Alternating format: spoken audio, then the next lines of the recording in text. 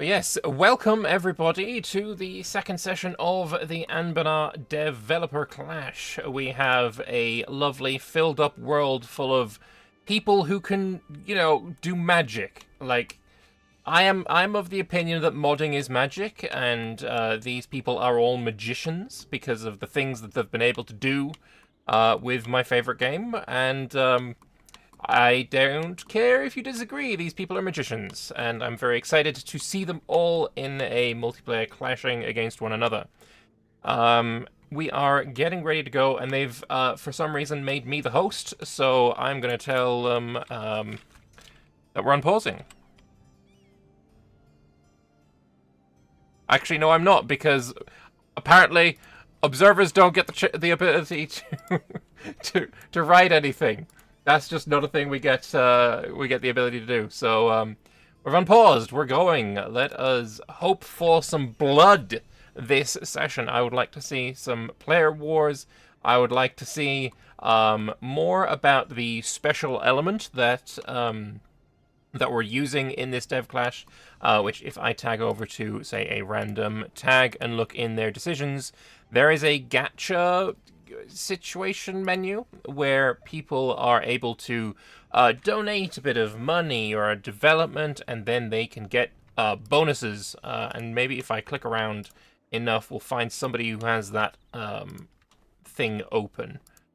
There we go. We have these things where the last winner was Telek Semai, and I think they got some kind of bonus for winning, and mostly it is just to donate stuff. Donating development, money, or monarch points. So that is kind of cool. Unfortunately, as observer, I can't actually click on any of these things, but we have what we have. We can get through what we have there. But yeah, let us go and check out everybody around the world and see what kind of situation they're in. So let's start off with Avatar of Cain over here in one of my favorite tags, Riveria. Things aren't looking good. just as a quick glance to start the game off, things are not looking good because Gawed has attacked them for Butterburn, which is... Where is Butterburn? Oh, it's right here. For some reason, they have a core on Butterburn, and Riveria might need a bit of help. And they're not getting it. Let's see. Riveria has a total of 47,000 troops because they got the Adventuring Company. They've just got Saloran Swordsman. They may be in a bit of trouble. And they're up against Gawed, who have 34,000 troops. And... honestly, though, this area is incredibly defensible as long as they keep Roivy Bob, which is one of the best named provinces in the game. That works fine. And yeah, Wag, if I need you to open a menu, I will ask you. That'll be a great thing. Gawed, though, has been attacked by BPEC. I guess that is to aid. Yeah, BPEC is also a player. They are coming to the aid of Riveria by attacking in a separate war against Gawed. So, hopefully, we will see Riveria get saved here. Avatar Cain and Magic... See, I told you they're magicians. Magic Ogumelo. That is a name and a half.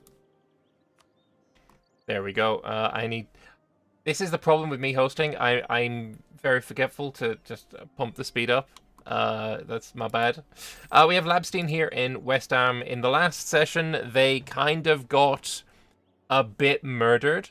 But they've come back pretty nicely. They were aiding Sornkost, which is being played by Adri here. And it looks like they're doing okay. I'm not sure... Okay, this is Madelaire. This is a personal union under West Ham. So I was looking here and thinking that's a bit cheeky, but I think it's probably going to be fine. Philippe Gand is playing as Magisterium, and yeah, just doing standard Magisterium things of uniting the island of Damesir, doing quite nicely, decent amount of troops. Over here, Trashboat in Galean. I don't know what Galean's story is. They've got the default mission tree, so I'm not sure what their deal is. Unfortunate to get Craven with 1 mil. That's very unfortunate. I see here on Busala. Busala does have a mission tree. I think they got a rework in the not too distant past. And I will turn AI off for that, I think, and keep going. All about, you know, they're like the Spain of Anbennar. Amanda down here playing as Akasik. I believe that is human tag. Yes, they are human tag. They've defeated the gnolls, and I believe there was an attempt to, or a plan to go with the mandate of the Nile, or whatever we want to call it. This is the stewardship of sorrow, but I think that has been ruled as being a little bit too OP. So it's not going to be turned on this session, or for this game. I would like to pump up the speed at some point. We also have Susurrus here playing as Ovdaltungur, which is, while it doesn't have any content that I recall, I believe it may have something in the works. I have heard rumblings of that. And I really like the idea of naval dwarf, so it's a tag that I would like to play at some point. I would very much also like to bump the speed up. We got someone that's 2 months behind. It's going to pause it automatically soon. There is one in the works. Yes, perfect. We have here Fly Pepper playing as Aranen. I literally can't bump the speed.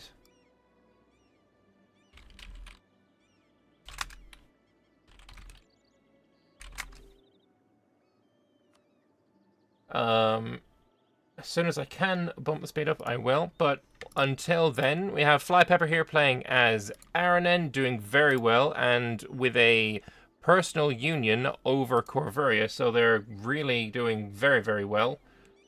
Civ 4, can you catch up, please? They believe me, they are not.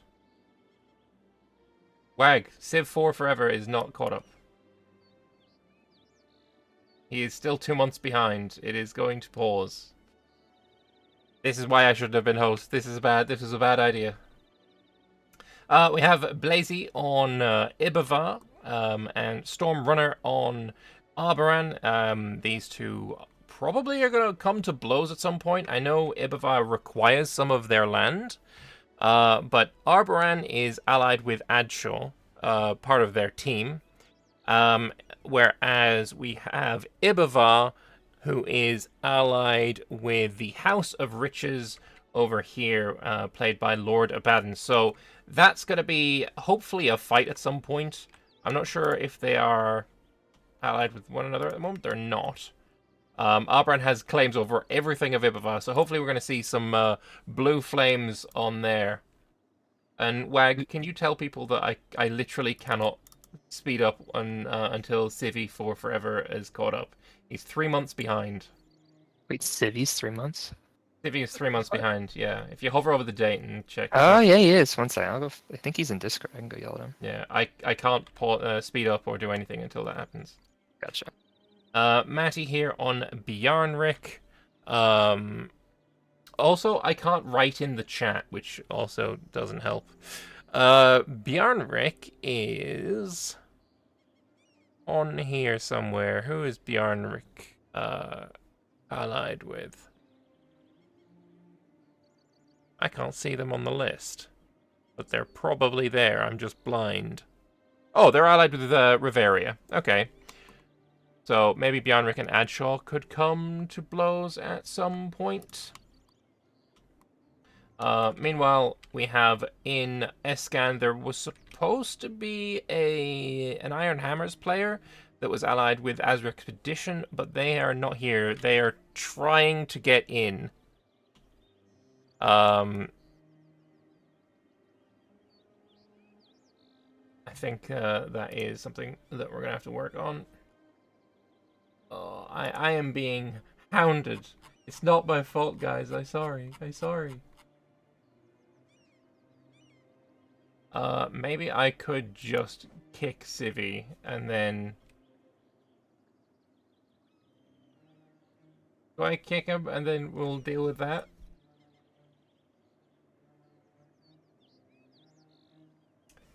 The problem is I can't tell people anything. It is what it is. But I guess we will have a look around more. We have Unmortal Guy playing as Mayamor, allied with Grunky on Magargama, and then there is Ditto Blue Shield, I believe, allied with Ice Scale, though... Oh, that is a player, of course. Yes, Bojnik is playing there. Civi's dropping, okay. I will help him out.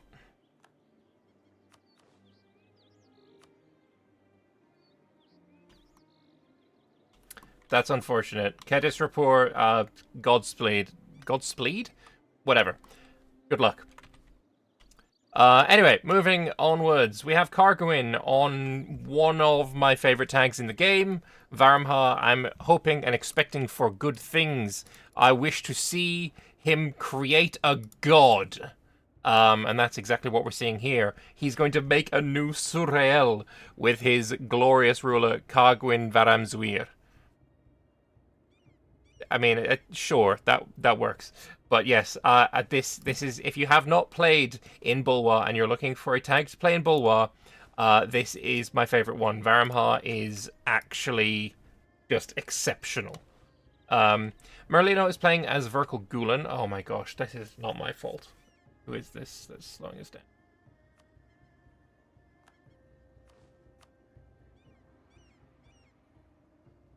Someone in the Empire of Anbennar tag should find Castellos' mural first. No reason, they just should.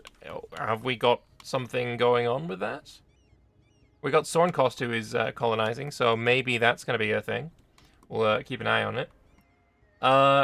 Moving on, we have Thunderfist. Wait, no. Thunderfist owns this now? Interesting. Thunderfist, this used to be owned by... the Celestial tag, but now it's been given over to Thunderfist, who is, unfortunately, still Leechman and Leechfather, so the Leeches do in fact exist properly. That's hopefully going to change. The Leeches must stay dead. Arariel is playing as Bimla, which is another one of the interesting and fun tags that I think I like a lot in Hales, especially their defensiveness in their forts is just kind of crazy. These are like Dwarven level defensiveness outside of the mountains. Kind of cracked. And then Elephant on Wanzia, they have gone with the Harpy culture group Wanzia, which means that they're kind of cracked. If we hop onto them, I can show you what Harpy Wanzia is all about. Can I? There we go. Harpy Wanzia, they get plus 33% movement speed, shock damage received, fire damage received, they take less attrition, they are better at sieging, and their penalties, well, their penalties are kind of harsh, right? Artillery combat ability, it's rough. Morale damage received, that's rough. Fort defense, also rough. But those are some really nice bonuses. So generally Harpy military gets a little bit banned in multiplayer, but not this one. This one, it is going to be played.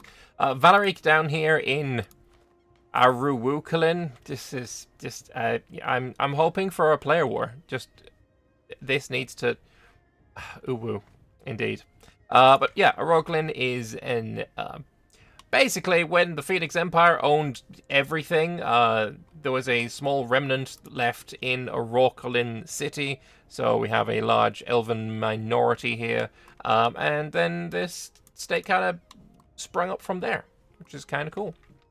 Balrajin here is a gold scale kobold nation, and their whole deal is trying to resurrect or find or reconnect with a golden dragon. Very fun, if very difficult campaign that is recommended to try. And then that is obviously being played by Wagensu. And then Neverland here is playing as Phaeton. They like balloons. So do I. When you make models like this float around the map, I am also an fan. This is very cool. Also, apparently you're a magician. I love it. I love it. Big fan. That is not everyone, though, because we have not gone to South Sarhall yet. We have VBA playing as Naleni. I don't know what most of the situations here are. Like, they are human, but I don't know much about them, unfortunately. Telexamai is here being played by Eva Greedy, and I believe they don't have a mission tree, but I believe they do have a formable that I can't see because the gacha is open. But they apparently have a formable that is very, very strong and a pretty decent religion as well. This Church of Telexamai is apparently very strong. We have Rom Benny here being played by Oxtrue. These guys were like almost certain to die at the start of the first session, but they didn't, and now they're doing very, very well. So big ups to Oxtrue for that. Moving further on, we have Dottie Grombari playing as Kartaket, which is formable. That's a really nice flag. And again, they've got stuff open. I can't see if they've got any more formables, but hopefully there is going to be some warfare going on here, because they are, I believe, allied with Rayaz. Let me just check that, though. I've got it on my left-hand side. Rayaz is allied with Binwarji. I don't know what that tag is. I don't know. I have no idea. It doesn't matter. Moving on, we have the Lizard Men of Karshir, allied with the Halflings of Pokegeo. So this is mostly what I'm looking for as a player war. Karshir versus Rayaz. I would like to see that. And yeah, Rayaz has got a big alliance block here, actually. And then we have Umoji Bashidi. Is that what I read before? It might have been. It wasn't. But we have Umoji Bashidi here being played by Nibernator. This has also got a really nice religion, if I recall correctly. Tech cost here. Incidents are something that is really nice to get when these get added to the game. But what is really good about these guys is their location. They are in a prime place to just kind of eat trade coming out of the north and just hoard it here. There are so many of these trade centers. They're in a really good spot. But I think that is everything in South Sarhall. So we must move on to the final place we haven't looked at yet, and it is Spy House here in Eltacan. And the whole deal of these guys is it's a bit of a meme on the Clash of Clans Boar Rider thing. I don't play Clash of Clans. I don't know what the deal is with that, but that's apparently what the deal is. But yeah, no. Lovely blue people. No, I'm not the problem. It's not me. Yeah, Spy House playing down there. Looking like he's going to unite the Keonesian Islands very soon and be pretty happy with that. I do not believe I am the problem. Unless it's a case of too many people in America with bad connection to Finland, I think.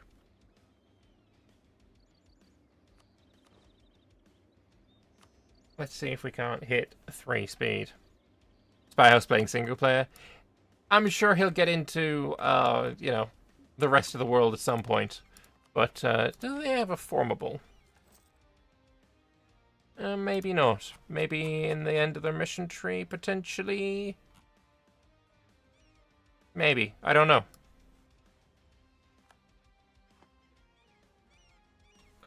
Yeah, this is going swimmingly with this lagging issues, unfortunately. I apologize for it. What is holding us back now? Dottie Grombari is a month behind.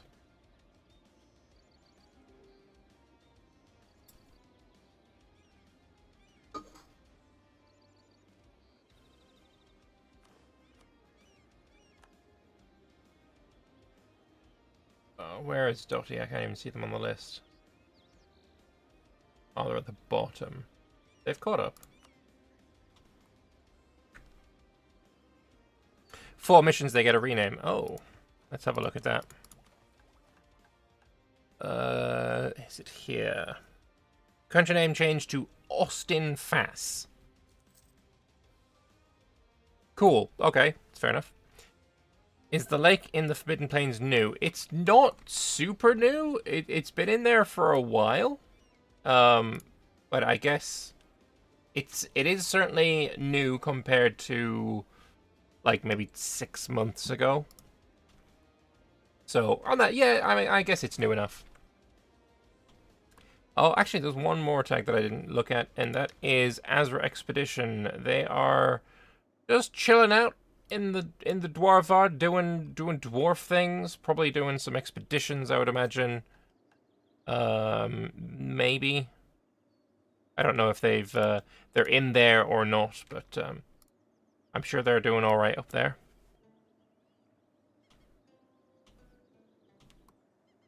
But yeah, let's have a look at Riveria's war. It does seem that they have turned it around now. And I actually don't know how many troops Gowid really has left. 12,000 here, 23 there.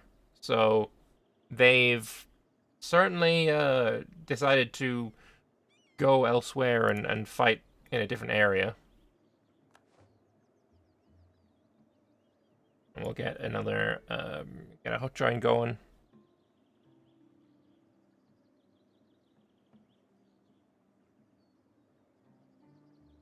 Hopefully it will be quick, and we'll be good to go.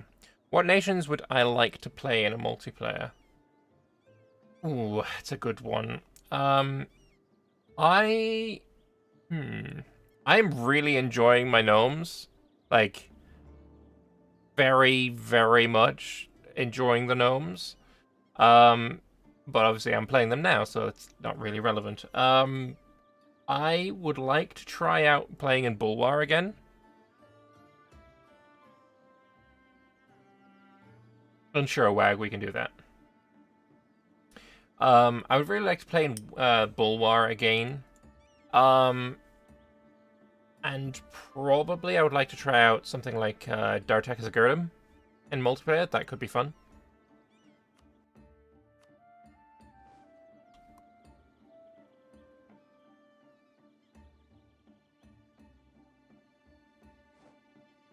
Oh, no, Amanda no longer in sync. We'll just hope that everything goes fine. We don't know.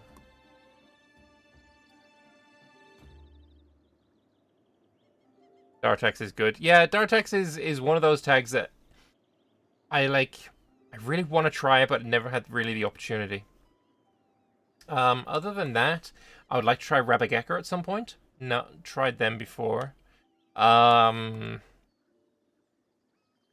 yeah, I don't know. There's a few tags that are you know interesting to me, and yeah, my gnomes are probably gonna get ganked. It's almost certainly. We'll see what happens. Let's have a look at 1Z. Are they currently in a war?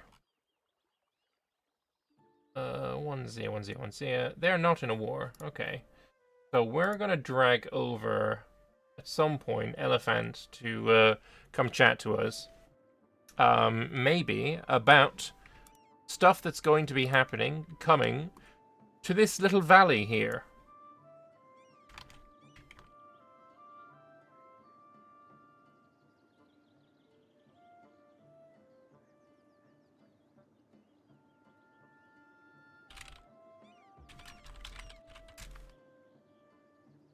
A Forbidden Plains game would be interesting. I don't know.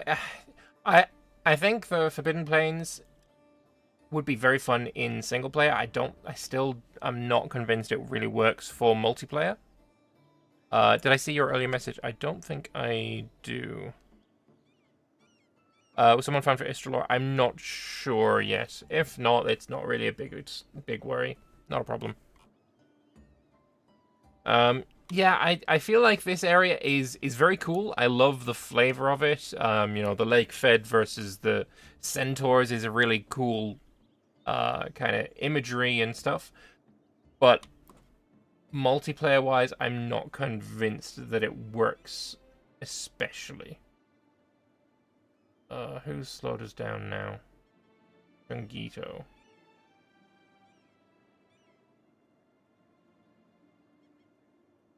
They're 2 months behind.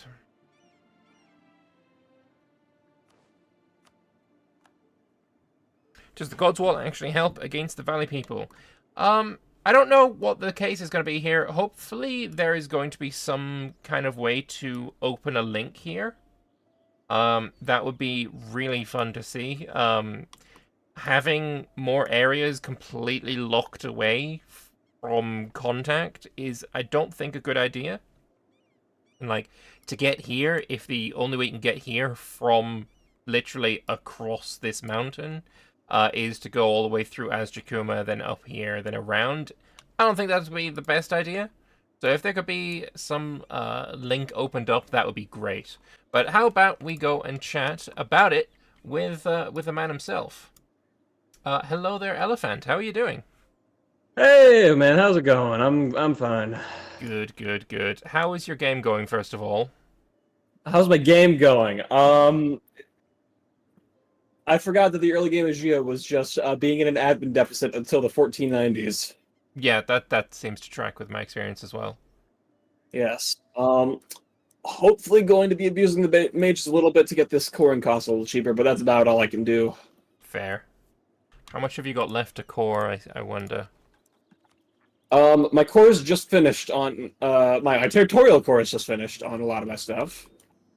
Oof. So that's nice. Yeah, but otherwise, you want to upgrade everything to full states as well. Yeah, that's gonna take a while. yes. So how about you tell everyone what you work on in Anbennar? Alrighty. Basically going to be a very similar spiel to the one I gave last year. I'm Elefante. I am the Hellas lead, alongside Karlov, my co-lead. He handles more of the raw hen side of things. I handle more of the rest of Hellas side of things. In general, I am the code monkey that does all the stuff that no one else wants to do. If you've seen any UI stuff in the mod recently, that was all me. Nice. All the funny buttons on the racial menus and all that crap, that was the ruler race icons. I'm planning on making a pop menu so that all the province modifiers, you don't have to see all the pops in them. Instead, you see them in dedicated little side menu in the province menu. That's what I'm working on currently. Looking forward to that. Well, I say that's what I'm working on currently. And my time has been a little consumed a bit by the valley itself, or as we like to call it, Namsilhan. We do indeed like to say that word. Yes. Yes, Namsilhan. It wasn't my idea to call it that, but that's what it's called. So we got to use it now. Fair enough. So, what is the deal with this valley? All right. So as I'm sure you're aware, this valley has been a meme for many, many years because it was pretty much the only thing in the old world that wasn't done. Yes. And when I became lead, it also wasn't done, and there weren't any plans to get it done or there weren't any actionable plans to get it done until I sort of came along and decided that it was happening, and no one else had a say in it. Fair enough. So yeah. Yeah, go for it. I guess if you want, I can sort of start from the beginning of what the heck this thing is and the lore behind it. Yeah, that would be great. All right.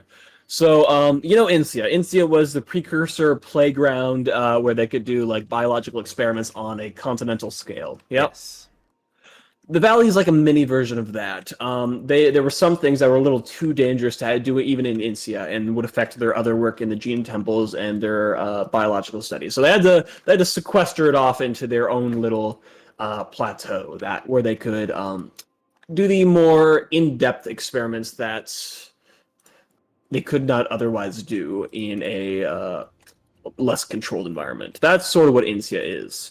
In 1444, that Namsilhan is the home of creatures and horrors that are present nowhere else on Halan. Some might say that they may even be of an alien origin. Oh, very interesting. Okay.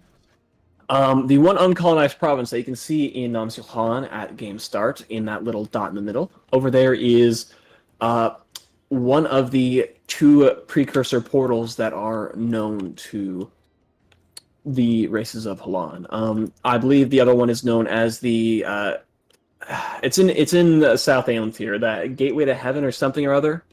Oh, is that the one in the middle of Yezelmora? Or No, that is that is not a portal in the middle of Yezelmora. That is that's just a big tree. that's big. Fair enough. Yeah, big tree. I wasn't aware. Did you say South Aelantir or South Sahel? By the way, sorry. South Aelantir. Aha. Okay. There's so essentially there are two portals. One goes up, one goes down. Like we have the Temple of the Sky and the Temple of the Earth. This is the Okay. Temple of the Earth. Most of it's underground, you can't really see it, but the part that's above ground, it does very strange things. You can't access it in 1444, and I'm still coding the system that lets you access it. But once you do, you may or may not be able to explore other extraterrestrial bodies even. So Anbennar's going to space. Well, okay, Vicky 3 always planned for Anbennar to go to space. So in this one, we're just getting there a little earlier. Okay. All right. So, what kind of tags are we expecting to see in Nomsilhan, and are they all going to be able to explore outer space? Anyone who gets to the valley and collects the keystones that are scattered throughout Gozengun will be able to access the portal. Okay. So this is simply a late game sort of mini game for if you want to do it, similar to Dwarvar expeditions, except on a smaller scale, I'd say. These expeditions are only going to last a couple of years at most. Okay. And just in general, it is going to be a much. The idea behind the heavenly portal is that you are. How should I put this? It goes in one direction, which is designated by the keystone. However, if the planet is not aligned perfectly, that keystone doesn't take you where it normally goes. It points you in a direction. That direction does not change. Right. So at one time of year, it takes you to the correct spot. If you do it at any other time of year, it sends you to outer space, meaning that you go into the portal in, say, March, and you have until the next March to do whatever you want, but if you don't leave in March, you're now stuck there until the next March. And continue that on until suddenly you get overrun by alien fauna and you realize, maybe I should have taken the last March exit. That's a really cool concept. I like that.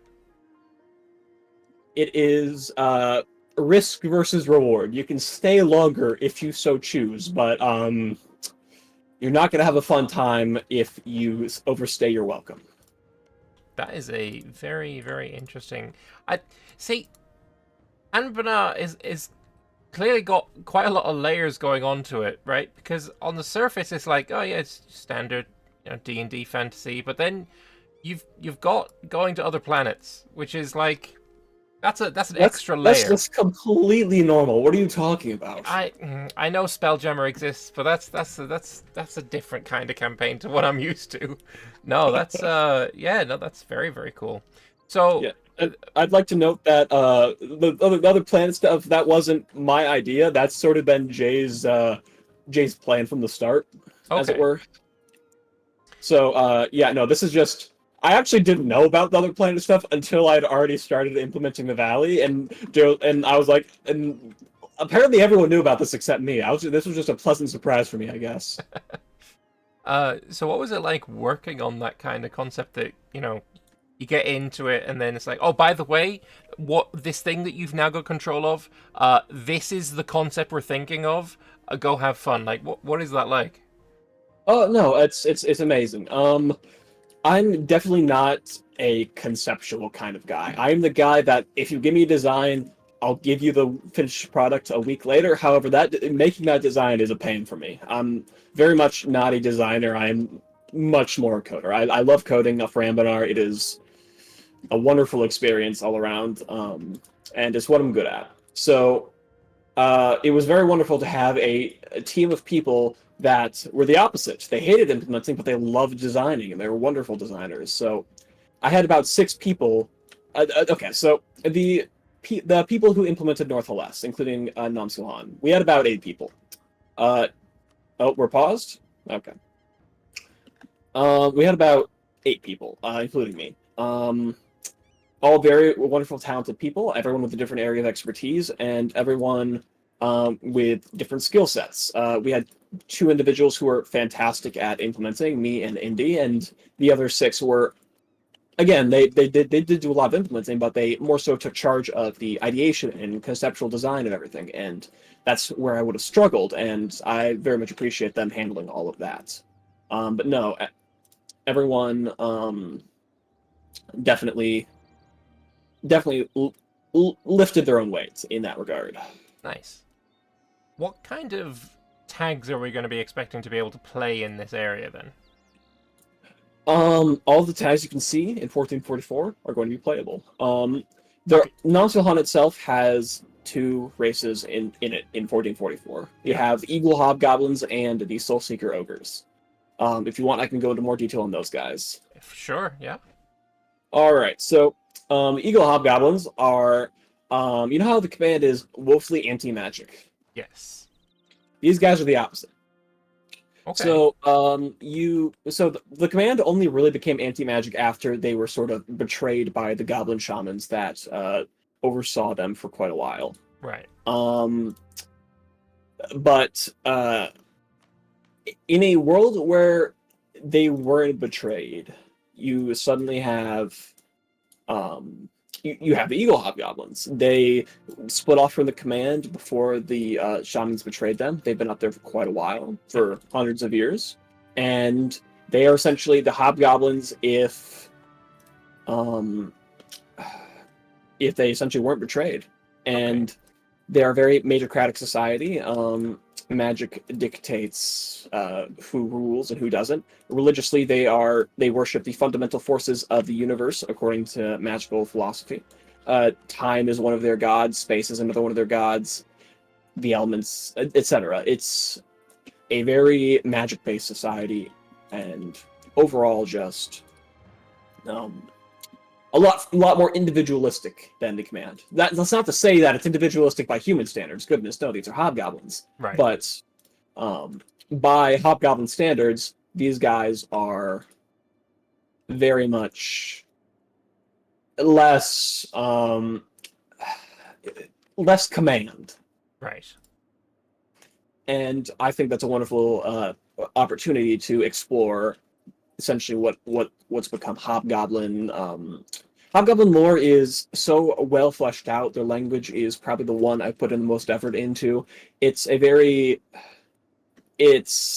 unique perspective on how we approach world building. Because we have very few opportunities in EU4 to explore the cultural impacts of Empire on the world.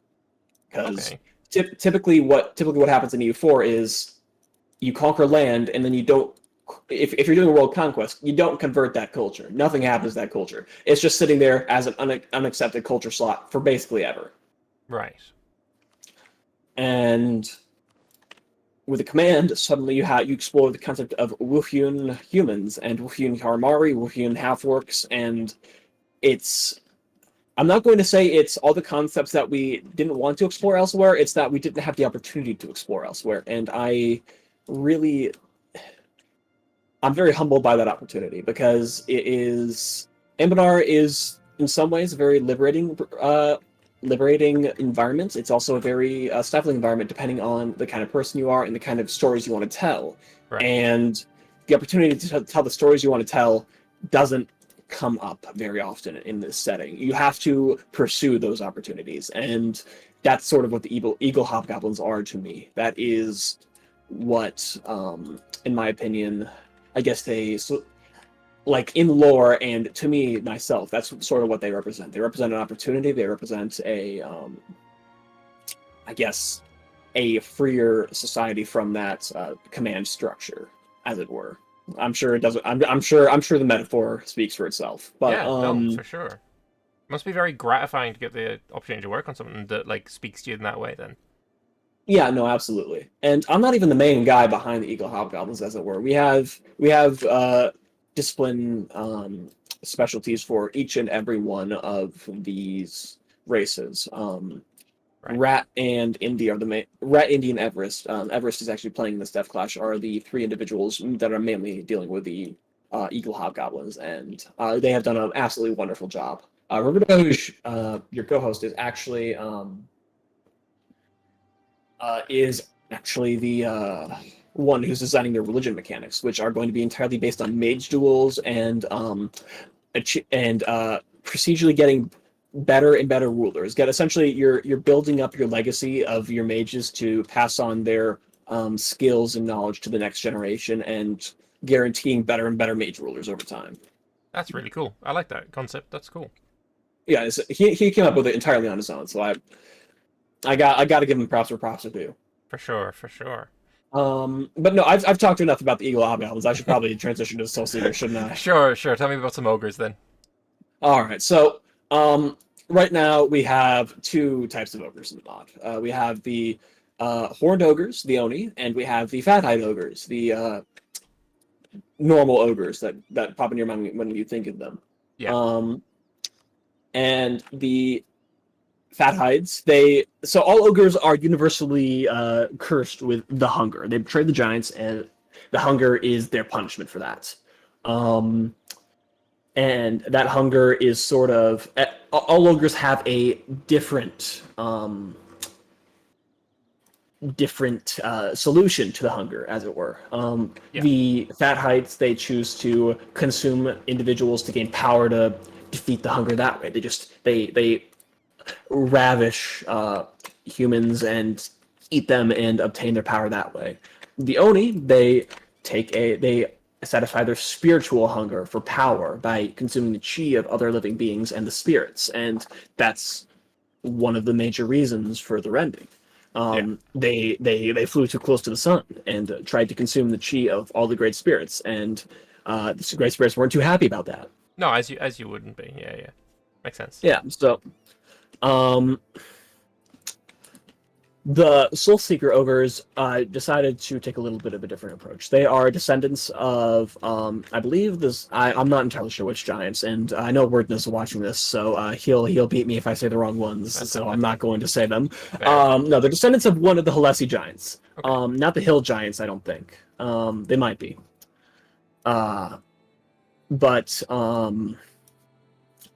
Yeah, no, they're descendants of giants, and they betrayed the giants, and so they migrated up through the Serpentspine Mountains and settled in the valley after having nowhere else to go. Because the ogres were not looked upon well in Haless, and certainly the Oni were not willing to accept them. But yes, in order to get into the valley, there are three main entrances. From the west, from the Forbidden Plains, which is one of the easier entrances. However, it's guarded by Motil-Lamask, which is the ogre, I guess, stewards of the gate. They defend against the centaurs, and they're the reason that the centaurs haven't breached the valley yet. In the north, you have the dual peaks of Bazunezar, as well as the Levijan corridor, which are both very, very easy entrances to get through. However, again, you see a lot of political unification of the hobgoblins and ogres over there. And aside from that, the northern border is one that they are relatively friendly with. It's one of the Runsuki monasteries, and in general, the Runsuki aren't that. They're fairly friendly towards the inhabitants of the valley. I wouldn't say friendly is the right word, but they are certainly not belligerent. They're very peaceful people. Moving on from that, the third entrance is the God's Wall, which is the entrance that used to see with the border used to see of the valley with the command. Yeah. And as you can see, that connection's been cut off.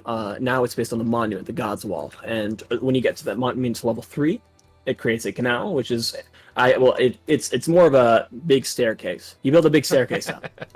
And there are magical wards, everything else that makes it much more difficult to get up. Yada yada. You get the idea. But you build up the God's Wall, and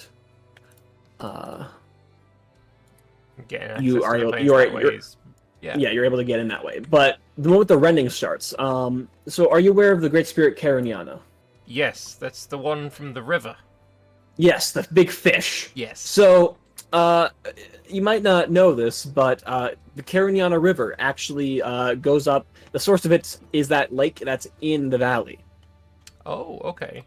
So, what happens when the full restraint of that river is released? Well, it explodes out of the God's Wall, and the God's Wall is destroyed. So, the moment the rending hits, the God's Wall goes down, is essentially what I'm trying to say.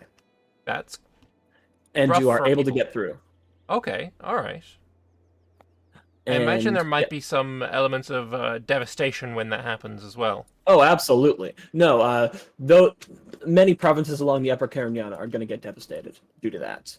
But most of those will be owned by the command, so you don't have to feel bad. Fair enough. But yeah, in general, that's how you get into the valley. And the ogres are not your typical. They're not your typical lads. They got into the valley by physically climbing over the Serpent Spine Mountains, a place that most creatures cannot even fathom going to. Right, okay.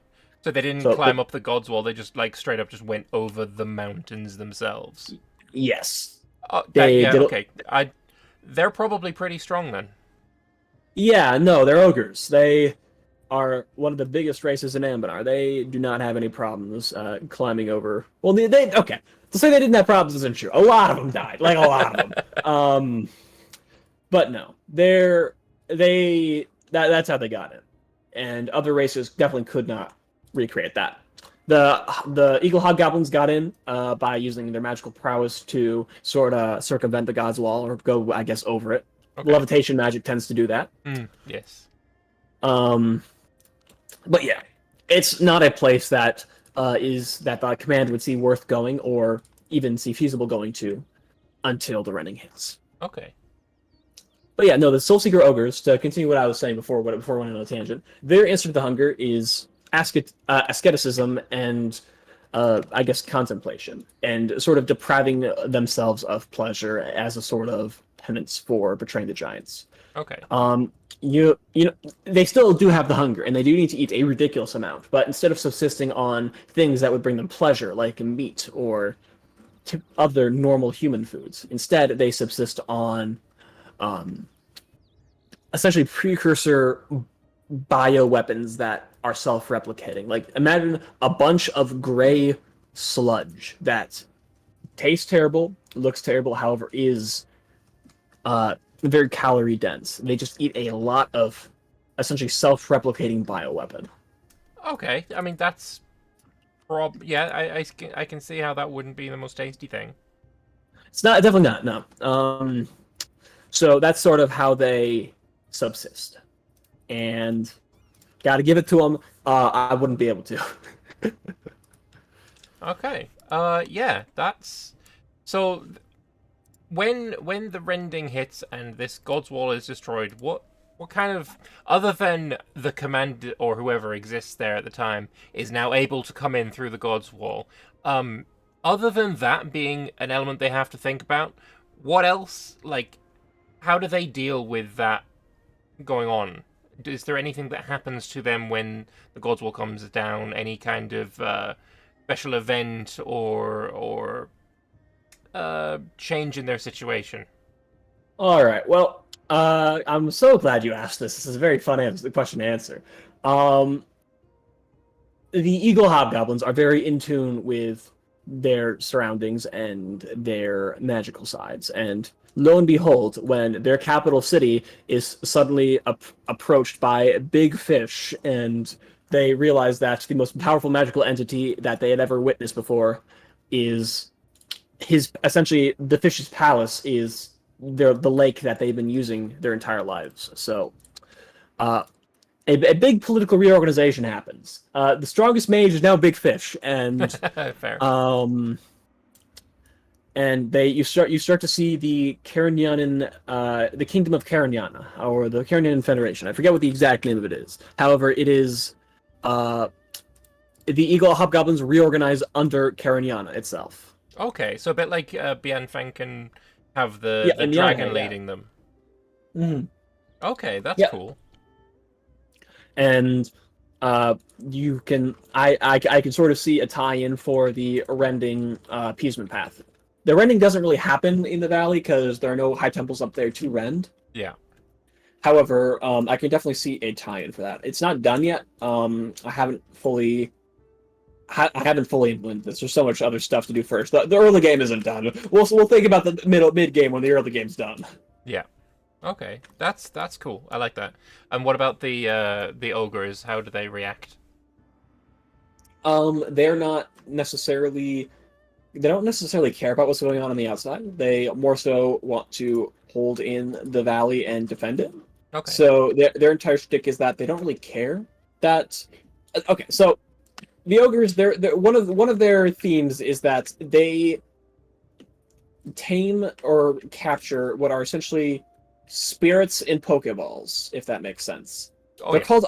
called iron wraiths. They have spirit handlers that capture spirits, and I am not foolish enough to claim that that is anything other than Pokemon.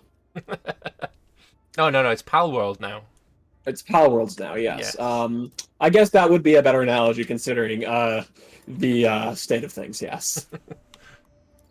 But yeah, no, they have. That's what their cavalry is. Spirits that are, I guess, in iron containers that they sort of imbue constructs with spirits, and that's how they fight with. That's sort of their shock force, as it were.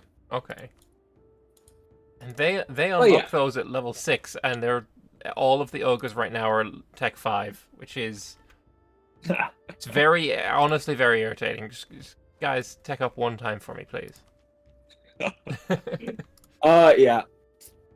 The just in general, it is a little irritating for me that ogres don't get any starting cap. However, it's kind of needed for balance reasons. I mean, most ogre tags can't afford cavalry and they'll bankrupt themselves by trying to build it. That's true. So there's a few reasons why we can't really give them real cavalry Okay. at game start. Anyways. Yeah, no, I mean, game balance is always something that is probably gonna get in the way of like everyone's absolute imaginations on what things can go on in Anbennar, but still a good thing to have some balance going on. Yeah. But, yeah, no, I forgot the name of the region again. Nomsulan. You did it. I got it. I got there in the end. Yeah, this place sounds way more interesting than I thought I was gonna hear. I'm not gonna lie. I've been working very hard in order to make it as interesting as possible.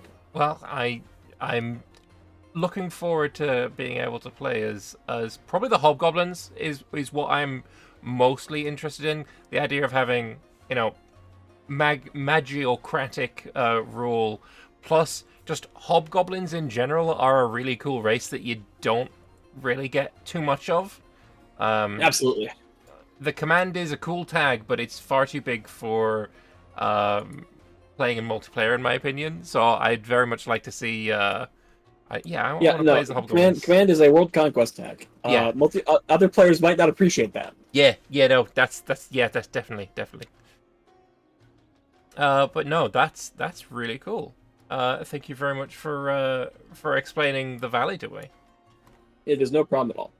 And there is a lot more going up in North Hellas. We have a few more tags up there that I'm sure we'll get to another time. And I'm sure that you will have fun playing. But yeah. I'm certain that I have held your attention for more than long enough. I did hear that you had been doing a lot of work on Oinokudi. Oh wait, who told you that? Hang on. There was a chat invasion. I can't remember who it was that said that, but I was told pre-game that you'd done quite a lot of work there. Yeah, no, I definitely have, and it was Poemi, wasn't it? I bet it was him. It's definitely there's definitely a lot of stuff going on up there that I am super happy to show you. I'm just gonna leave you with 3 words. Troll Genghis Khan. Goodbye. Have a nice day. Troll Genghis Khan sounds pretty fantastic. All right, well, it's been a pleasure. I will see you all another time, and go play the Valley. See you guys. Bye-bye. Thank you very much for coming to chat with me. Appreciate it. Okay. So, the last time that I spoke to Elephant was the last time we had the DevClash, about a year ago. And when I spoke to him, I was asking, really quite pleadingly, if we could have some drow in the valley. I feel like I'm not disappointed that there are no drow. This is all really cool stuff. So yeah, Ellie is done a great job explaining this to me, and I'm very much looking forward to seeing what comes of this. I will be playing as Kunin Nerokyu. Cool name, love it. You think Drow is banned? Drow is definitely banned. I was aware when I begged for it, but it didn't stop me because I am an Drow enjoyer, let's say. But yeah, he's playing as one Zia, and I guess while we were talking, he also managed to conquer quite a lot of extra land, despite still not having the admin points to core everything. He just went and conquered more. So just average, standard one Zia things, I guess, what we could say. But yeah, let's have a look around and see what things are going on. There are no blue flames as of yet, but there will be coming soon. Can I see your question? I did see your question. I was going to ask it, but he basically answered it while I was talking to him. Oh wait, are the mountains north of the Copper Dwarves going to be accessible for the Dwarvar? Copper Dwarves being these guys, right? Are there other copper? Oh wait. These are also copper, aren't they? No, you're amber. Do you mean Kanzed, or do you mean Tungur? What do I think of the Vicky 3 Dev Diaries? Let us not sully this glorious DevClash with such talk. It's not necessary. We can move on. No, this is not going to be a connection. The only connections are going to be the Copper Pass here into this area. We've got the Northern Pass here into the... what did he call these guys? Runsuki. And then there is this one here by Banuns... and then the God's Wall. The mountains that go north? No, this is not going to be a thing. The dwarves will not be exploring this. At least not yet, I guess.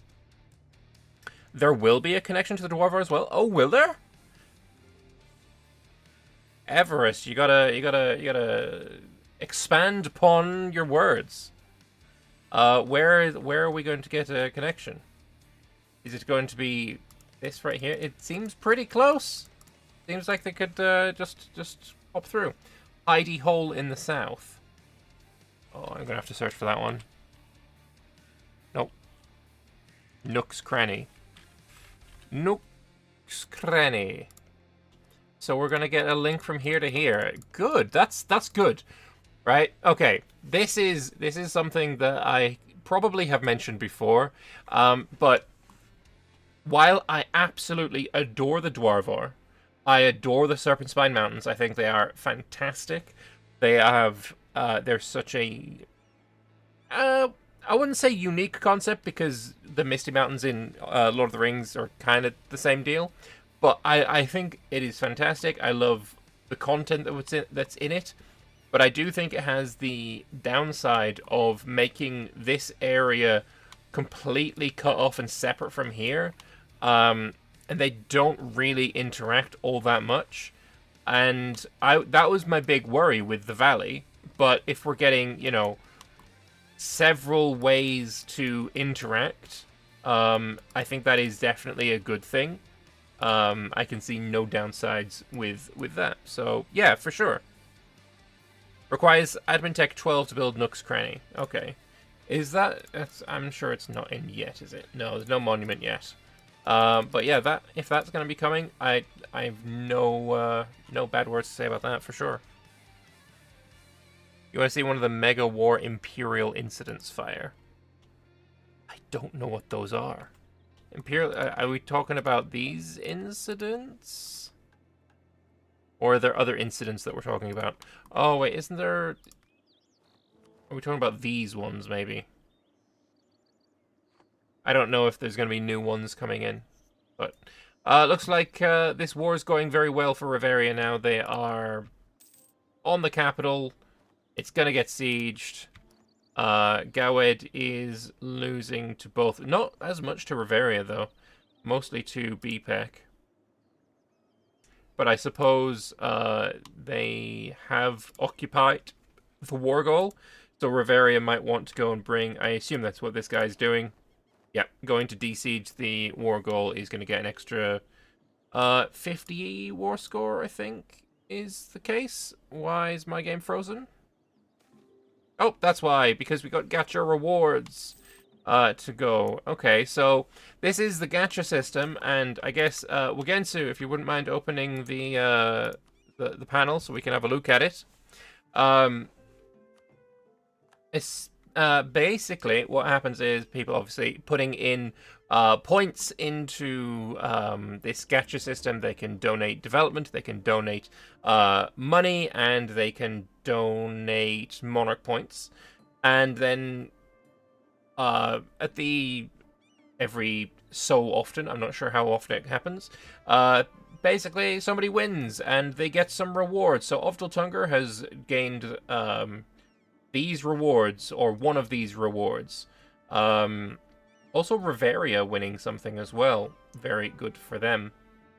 And they gain the Whispering Willow, which is one of the doodads. Are the devs weebs? Look, I mean, some of them probably.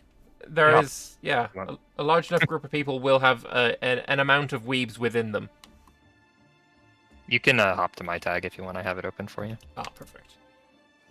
Also, the reward that people get, everyone gets like a consolation prize based on how many they invested. So it's like every 5 tickets like ups the consolation prize. It's still not. It still shouldn't be worth the amount of tickets you put in, but it's not like balanced or anything. Okay, so what was the Whispering Willow? What did If I go to tab 2, you can see the Whispering Willow is one of the uncommons. Okay. Secrets kept at bay, terrors trapped below, never to be free, knowledge we should not know. I think you can also unpause, probably. I think everyone caught up. Okay. Yeah, so it's... I'll give a little hint that the Whispering Willow is one of the... Say it's more memey of the prizes. So it has like less direct gameplay implication, but it does have useful...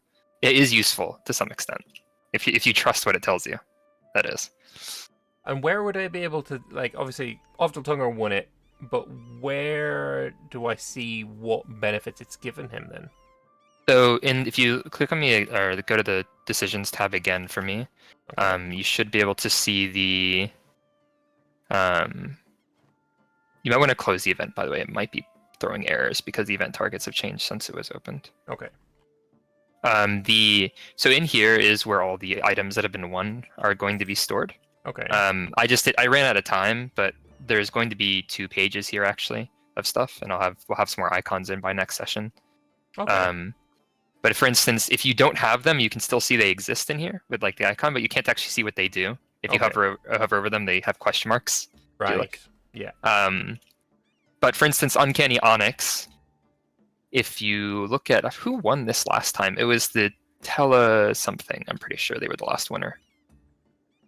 Alex, yeah. So if you go to them and then go to their country modifiers, I wonder if they've activated it or even know it exists yet. Because if they go in there, they should be able to click it. What player is that? I'll yell at them right now. Look, we've got. Is that Everest? Yeah, it looks like Everest. Think so. Well, he's not got it on his country modifiers. But I don't know. Maybe if he's watching the stream, he could open his gacha menu so we can have a look. Yeah, I just messaged him in game to go check the tab, so hopefully it opens it up. Oh, there we go. And if he goes to the reliquary now, maybe we'll be able to see what it is. The Uncanny Onyx gives plus 5% morale of armies and minus 1% all power costs. until the end of the game. Very cool. Does a little more than that too, but not so some stuff is kept flavor. Entities far beyond natural sight grant us emboldened resolve and grant us the resistance to the machinations of the outsiders. Okay, so has he activated that one then, or does he have to click it to activate it? He has to click it to activate it. It'll be glowing once he's activated it. Okay. We'll see if that. I just called him a coward for not clicking the button. Wait, did he activate it? No, he didn't. It doesn't look like it. No, not yet.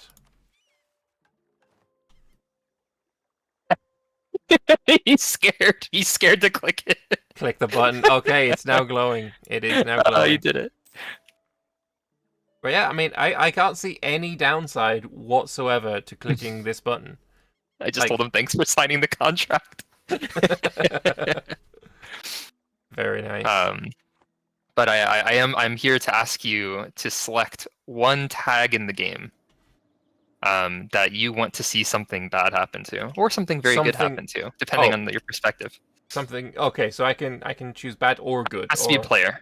Well, you don't get to choose what happens, but you get to choose who it happens to potentially. Right? You get to pick one. You get to pick one victim. Well, now saying it's a victim makes me think that it will be something definitely bad. It's victim in the sense that it's out of their hands. Okay, how about... Has to be a player. How about we select... Actually, let's let chat. Does chat have any ideas on who should it be?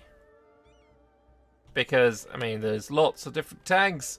Some of them been doing, stuff. I don't see any movement from Ibavar. Perhaps they could be a target. The Boar Riders.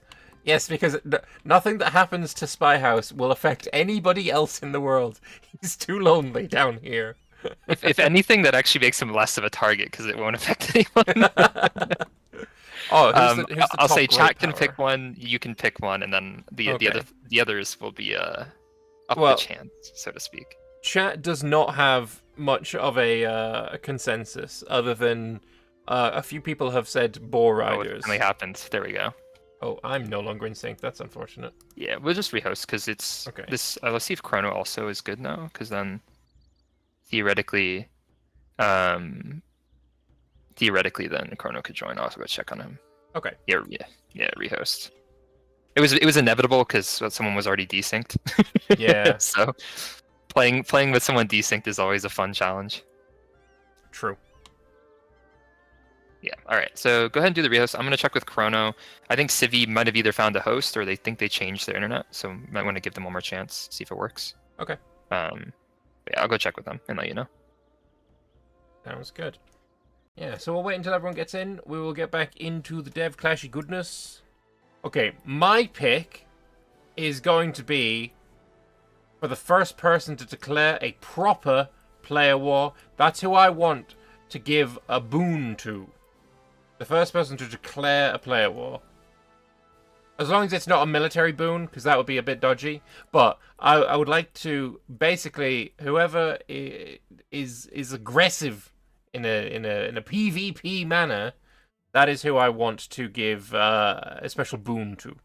I should look at the alliance networks. I should. Let's have a look then. So, starting Cano, we got Riveria, who... Oh, I can't actually look at these things at the moment because people are tagged in them. When we get in, then we'll do that. Hogachia, aren't you? You're in the game, aren't you? You're a player. I remember seeing your name. Yes, yeah, Favanossi. Oh, I'm being told to look at alliance networks by the Favanossi player. Are we going to get a player war? Are we going to get a player war? Please, I would like to see this. I want to see blood. Alright, I'm being told to start, so we are going to start. Alright, let us get going again. With any luck, with no issues whatsoever. Alright, I was told by Fanavossi to look at the alliance networks, and we have obviously their team alliance with Karshir, but they're also allied with Umoji Bushidi, which is probably called the regional power, and already we have somebody lagging behind. That is not a good thing. Dubious Pyromancer. in Stolen Gem. Are they here? Stolen Gem. Where is Stolen Gem? Thought they were an orc. Oh, there they are. Yeah, so maybe we will see this as a war that is going to kick off. Let's have a look at the relative sizes of their armies as well. So, Favanosi, they have 42 out of 32, so we're looking at much more of a build-up here, spending quite a bit over the force limit.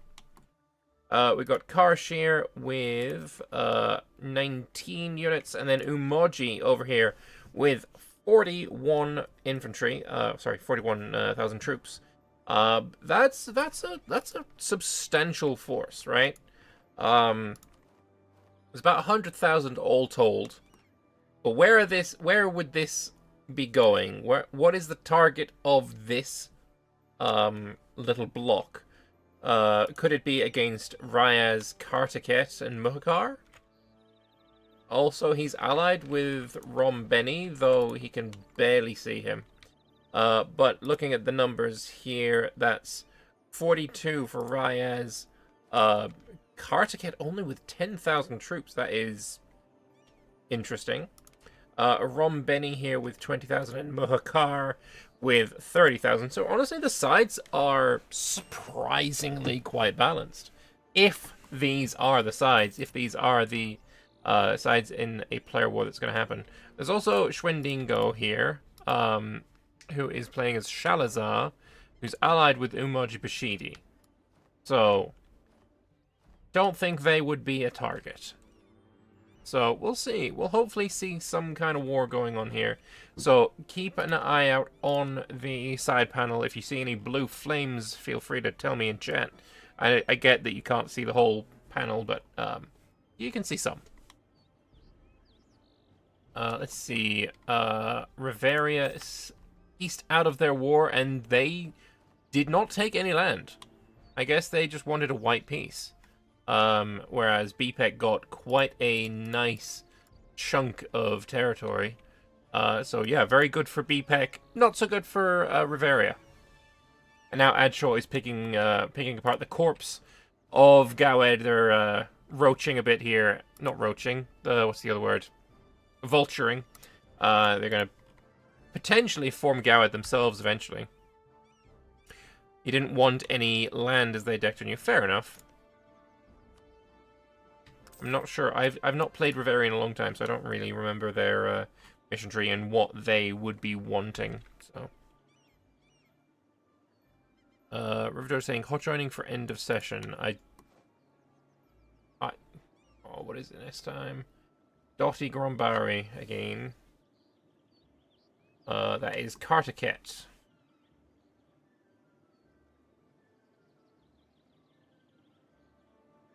It was a month behind.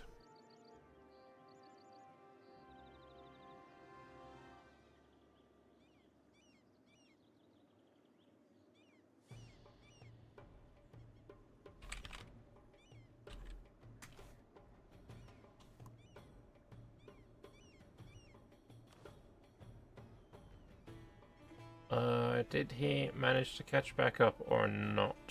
No. That's going to be an issue. He needs to catch up before we can go any further.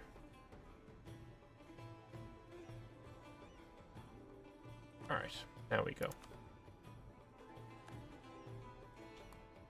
Alright, so yeah, at some point RiverDoge will come and join us, and we can have a chat with him as well.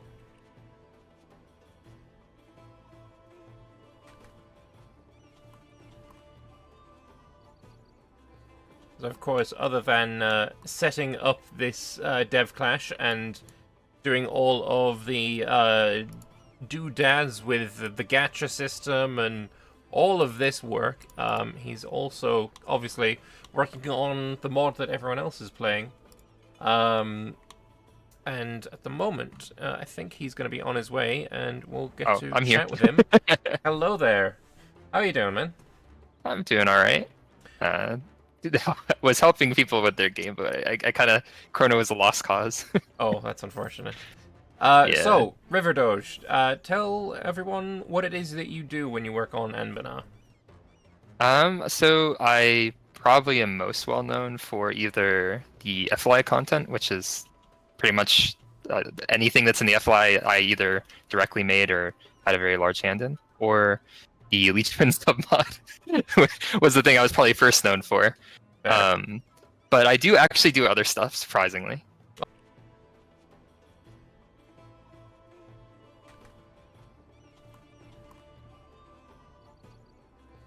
So of course, other than setting up this DevClash and doing all of the doodads with the gacha system and all of this work, he's also obviously working on the mod that everyone else is playing. And at the moment, I think he's going to be on his way, and we'll get to I'm chat here. with him.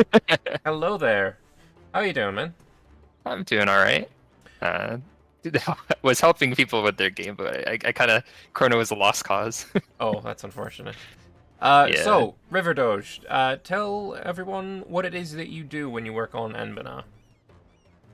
So I probably am most well known for either the FLI content, which is pretty much anything that's in the FLI I either directly made or had a very large hand in, or the Leechman submod was the thing I was probably first known for. Fair. But I do actually do other stuff, surprisingly. All right. I worked on the GUI and a lot of the backend stuff for the artificery system with Oh, very Taters. nice. Taters did the art, I did the actual like GUI implementation and the actual structure for like the research system, etc. Okay. I have ongoing designs for religions in the valley, Okay. and a mission tree for Jinsho, actually. Show that That is that the sounds Halessi very- vampires. Yeah, They're not it- vampires, but they are the Zhengxi. They're like kind of like chi zombies. Okay. I'm not really sure the best way to explain it, but they're very interesting, I guess, is the cool part. All right. So their themes right now are pretty much they are like eunuchs that escaped, did some forbidden magic, and now they are eating people's souls, more or less, to stay alive. But they also have this theme about exceptionalism. Okay. So the tag is actually very heavily focused on internal management and like creating exceptional individuals in your society. So it's going to have hopefully have an advisor system where you create unique advisors that aren't like not quite vanilla advisors, but they might use the same kind of visual space. Okay. That's cool. And then the last thing, I guess, which is probably the biggest thing I'm working on right now, and it just got greenlit, is the adventure system, which I think you wanted to ask me about before. Yes. What Do do you have any questions? Yeah. Can you tell me about it, please? Would be my question. Okay. So, Sure. explain how adventures work in Anbennar right now. Well, they don't. I guess that's the simple way. So right now, the system has been kind of, I don't want to say like neutered, but it's been neutered because it just wasn't working as the dev team wanted, and they didn't have a replacement, so they instead made it kind of inconsequential. Okay. So right now you get like some events occasionally would have modifiers that make provinces kind of less good, Right. and then those modifiers go away on their own, and you genuinely don't have to interact with the system. Actually, So that's the right can you now. Open your tab so we can what's called the estates. Can I? Oh, actually, I can check that myself. Though you don't have adventures, though. Yeah, I don't have adventures. The one I don't have, Great. unfortunately. You can look at probably anyone like Kaless or something. So, yeah, adventures at the moment, from my experience and what I use them for, is I get some governing capacity from them. If I'm really struggling to the end of my life, then I'll give heroes in the army, and that's it. But there's all of this stuff with sponsoring Beast Slayers, do good, etc., etc., which I don't think anyone really ever clicks. No one So does. what is the proposed system for replacing this then? Sure. Actually, I'm gonna get up one of my I'm gonna get my document really quick, just have a reference. But long story short, the first thing I did when I dived into trying to do this system. And shout out to Susurus, because he actually, unbeknownst to me, had a proposal for reworking parts of the adventurous system. And a lot of what he proposed were things that I also identified as problems and possible solutions. Okay. So some inspiration there, I guess, indirectly or accidental inspiration. Yeah. And so right now the problems are the system right now has no interactivity for the player. Like you, as you said, you maybe give one privilege and that works. Yeah. You have no progression or rewards from the player side, right? Like the rewards you have are just the privileges that you can pick, but those aren't directly related to the adventure system whatsoever. It's just an estate. Yeah.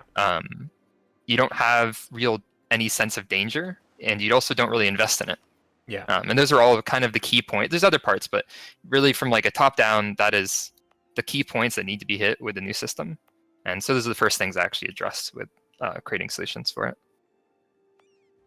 You want me to dive into any like specifics? Because I can do some specifics here. Yeah. I mean, as deep as you are capable of saying without breaking any getting shot. Yeah. without telling too much, basically, that you're not allowed to say. But yeah, I want to know how it's going to work for sure. The proposal is actually like the doc is public info, and more or less most of it is approved.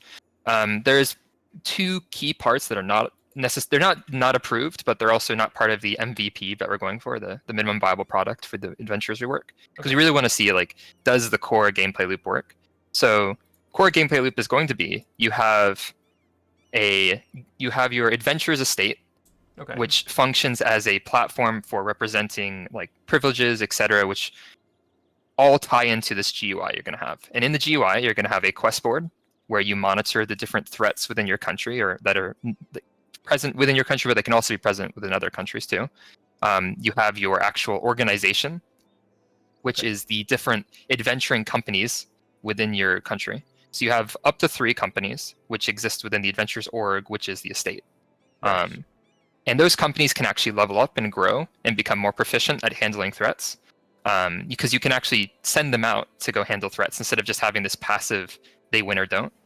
The passive still exists, mind you, because there needs to be kind of a layer where the player can not have to micromanage anything too much. Right. And the only rewards right now in the MVP will come from if you reach level 10 with a party, your organization gains like a tiered bonus.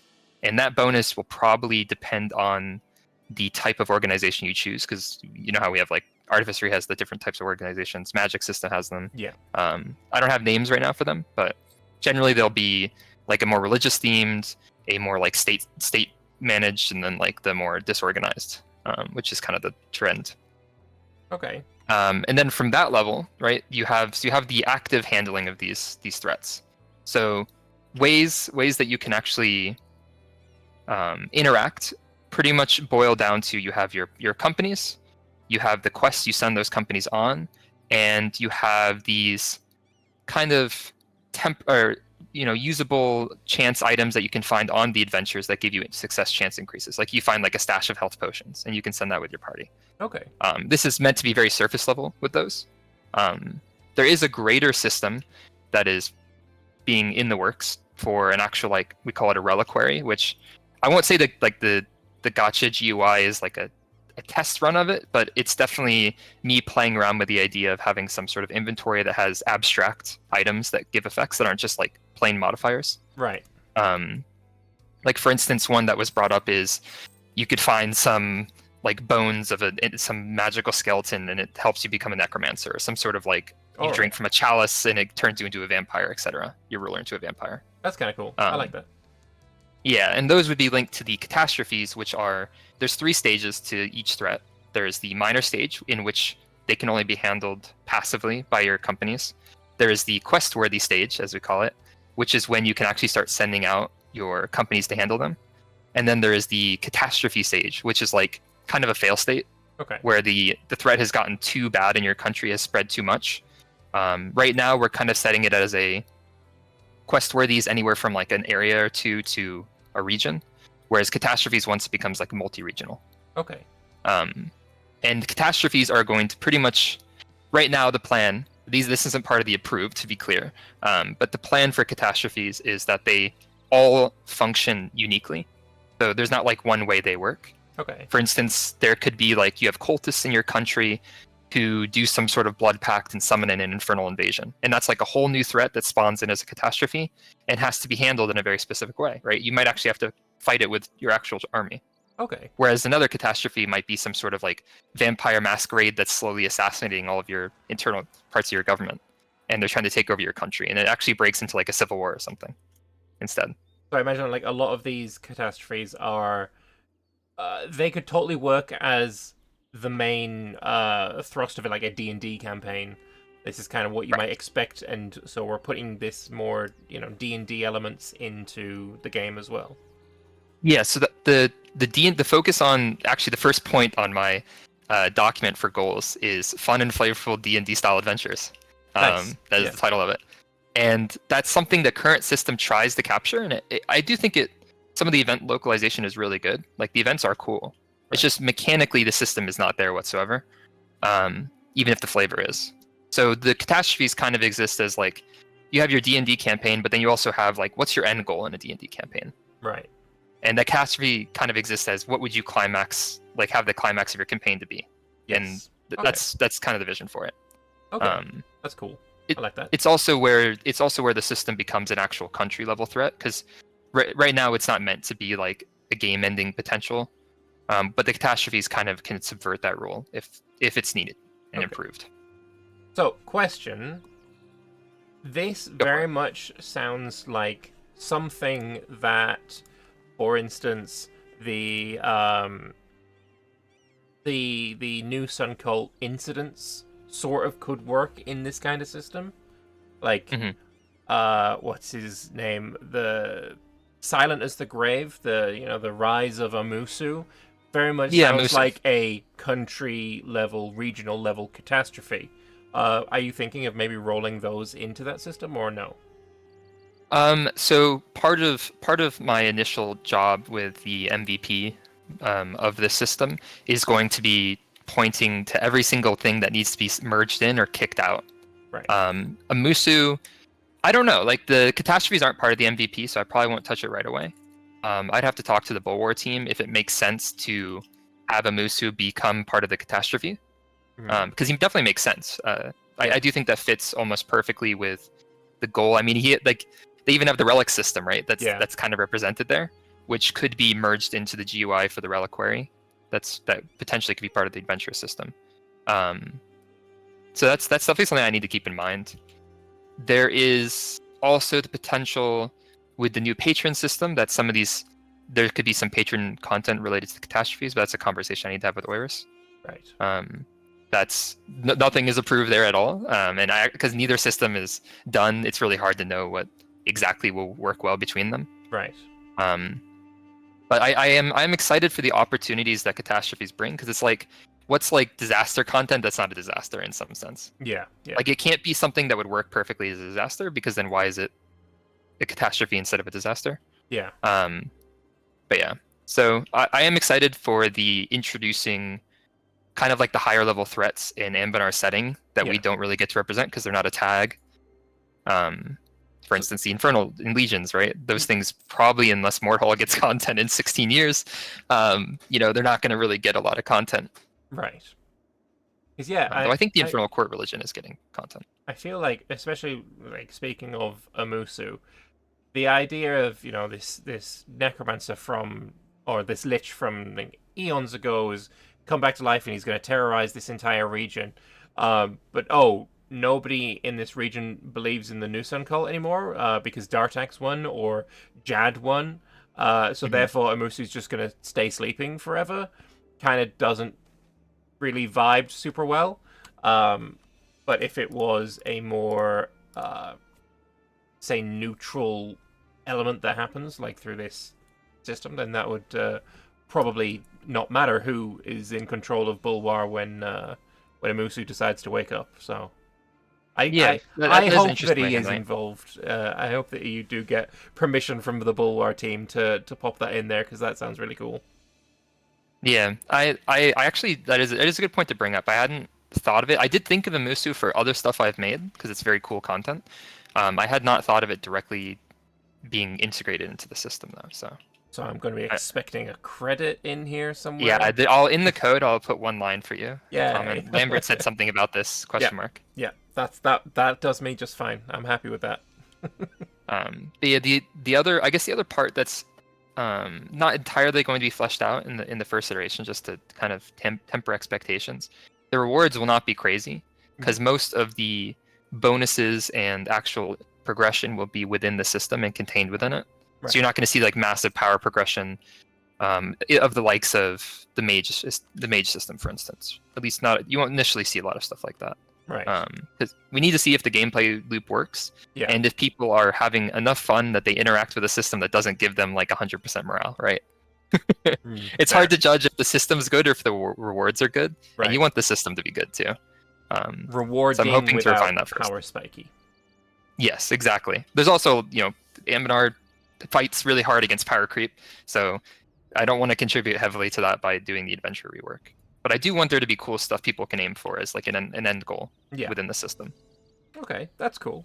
So what are some examples of like incidents or these catastrophes that you're thinking of adding? Are there any that are locked down as things like, okay, if this all goes to plan, this is going to be the one that I'm excited about? Gotcha. So I would say if the catastrophes are approved, which I lean towards, I think there's going to be some. If the MVP goes well, I think catastrophes have a good chance. If they make it in, I really want there to be a infernal sort of invasion related one that spawns from a different threat, because that's something I want to go for. Is like a lot of threats aren't exactly the same level as what they lead to, right? So you have like a bunch of undead cultists can resurrect a lich or like unearth a lich, which you could have like as an Amusu thing, right? Where you have something that sparks Amusu, though obviously that's probably not lore accurate what I'm saying. Or you have some sort of infernal cultists or like a secret society in Canor that's trying to bring about the apocalypse by bringing the infernal legions in, right? Right. So that's probably where I lean heaviest. Obviously, you know me, like, if Leechfather was going to get content, it would certainly be a catastrophe and not really anything else. I've kind of shied away from trying to do any more content in that regard until there's like a good platform for it. And I think catastrophes are pretty good for representing even the other degenerative Runeborn. But the label is not very good because you have like cursed ones fall under degenerative Runeborn, but they're literally just orcs that speak to each other in their head, more or less. But the idea that you could have, for instance, like the Silent Watchers or the Blood Feeders get content with AW would be pretty interesting. Right. So the Leechmen are confirmed right now. The Leechmen are coming back just in the form of a catastrophe. That's what we're saying right now. I mean, I have juggled the idea that they spawn as a tag that not just them, but that the fact that there could be releasable tags from catastrophes existing in the mod, where they can only exist under these like Easter egg kind of situations. Okay. So I think people like content like that, where it's like, wow, I've never seen this happen before. Or, like, you have to go through these elaborate hoops to get to some flavorful country. Right. So it'd be pretty interesting. The Leechfather is hard to add as content into the mod for anyone else because he is like a world-ending threat. Like that's like really he has one goal and he's hungry, and it's hard to negotiate with someone who's just hungry. As I'm sure you've been, right? If you're hangry, you don't want to talk to anyone either. I have a question from chat. Are there going to be meaningful consequences of failing these catastrophes, these adventure quests? So can, say, the Infernal Legions like take over your country, or is it like what's the end of the failure loop? So there's depending what you lose to, right? There's different consequences. As I said before, like catastrophes specifically will be very unique in their consequences and the way they function. Mm-hmm. But if you want to start from like the lowest level up, for instance, you fail a minor quest. Typically, the fail state of a minor quest is that it becomes a quest-worthy one, right? It gets worse. So you don't really need to worry too much about those. Quest-worthy, though, if your parties, for instance, your adventuring companies fail when they're on these quests, you can actually have significant members of them die, in which case the level of your companies go down. and they become inactive for a certain amount of time. So that's like the mid-level consequence, Right. and the in-system consequence. Catastrophes, though, could vary anywhere from you get land decolonized to, I mean, if there does happen to be a breakaway tag, I mean, the consequence could be either you play as the tag or you have to fight it, and if you lose, you die, kind of thing. But one stipulation from Thor, when we've discussed this system a lot, but one stipulation from him was you should be able to ignore the AW stuff if you need to, even if it burns you, right? Like if I'm like an empire that spans even multiple continents, right, or have like a ton of super regions under my belt, Yeah, I should not have to be crippled by a single adventure threat in my country, because that makes sense, right? Like, yeah, I could sacrifice a region, maybe that region breaks away, maybe that region burns to the ground and has 100 devastation, is useless, but I shouldn't be game ended because of one or two regions being angry right. or suffering. Okay. So you probably won't see something that's capable of bringing down like a unified empire of Anbennar, right? That just won't be a thing. Okay. But you could see something that is like a significant threat for a smaller tag. And I mean, all of your land getting 100 devastation is pretty much a game over in some cases, depending where you're at in the game. I mean, yeah. Another question: can you brute force the quest if you don't really want to deal with it, like with manpower, mana points? Not exactly. The active handling of quests is kind of the brute forcing, right? So it's how you level up your companies, but it's also you can send your company, and if that company fails, you send another. And the success that you've had so far on the quest will actually impact the next attempt, because it will be easier the second time, because it weakens the threat. It will grow, like it will potentially get worse again, but if your company does the quest, fails, but made it like halfway through, you'll see that reflected in the difficulty of the quest the second time if you go right away again with another company. All right. But there's no like I press a button and it's gone. Like that's too gamey, unfortunately. Well, not unfortunately, but I think it was a good decision from Tor. Click button, get reward is past. It's not compelling, right? Yeah, for sure. It's meant to be this thing that you manage, but you don't micromanage. Yeah. A bit any other questions? A bit like the Dwarven expedition system, like you. Yeah. So when you send a quest, that's it, right? You click the button, it's out, and it's committed. You're not like going through and doing all these little micro things during the quest. Right. Even to like the extent, it's not going to be to the extent of expeditions where it's like these big chains. Right. It's mostly it's not a set and forget, but it is a send the quest and you wait to see what happens kind of thing.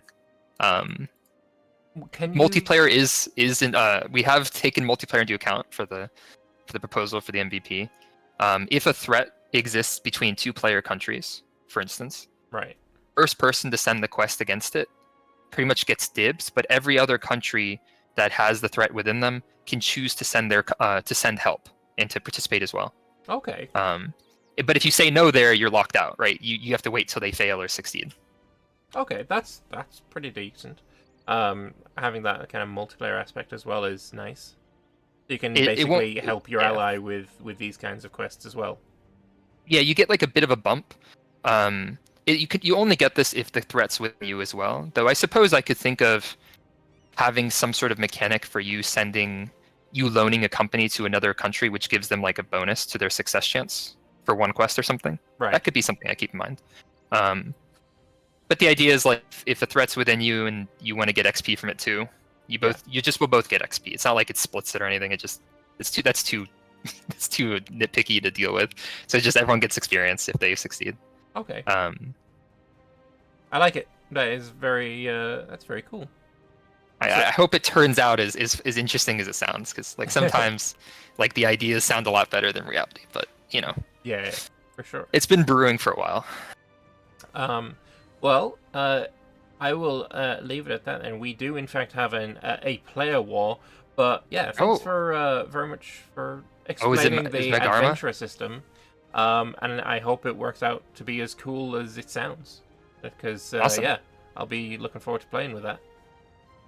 Yeah, it'd probably be a bit, but I mean the artificery rework took us like a week. Taters and I fucking powered through it, so nice.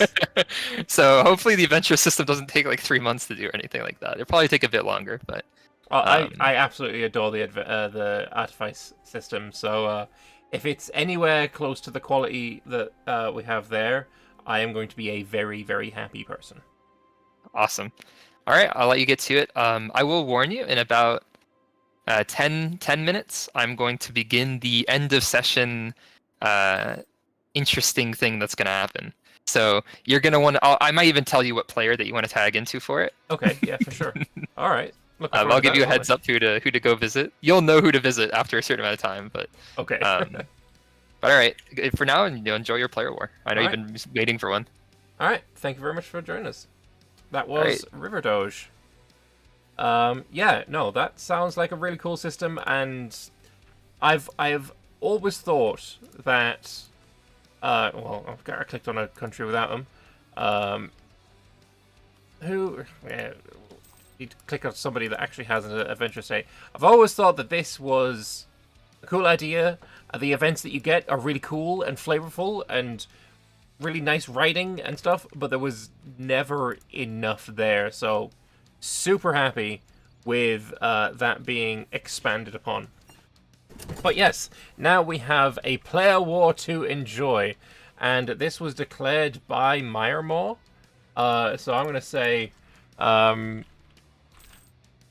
player war, give Meyermore a boon to say thank you for giving me blood.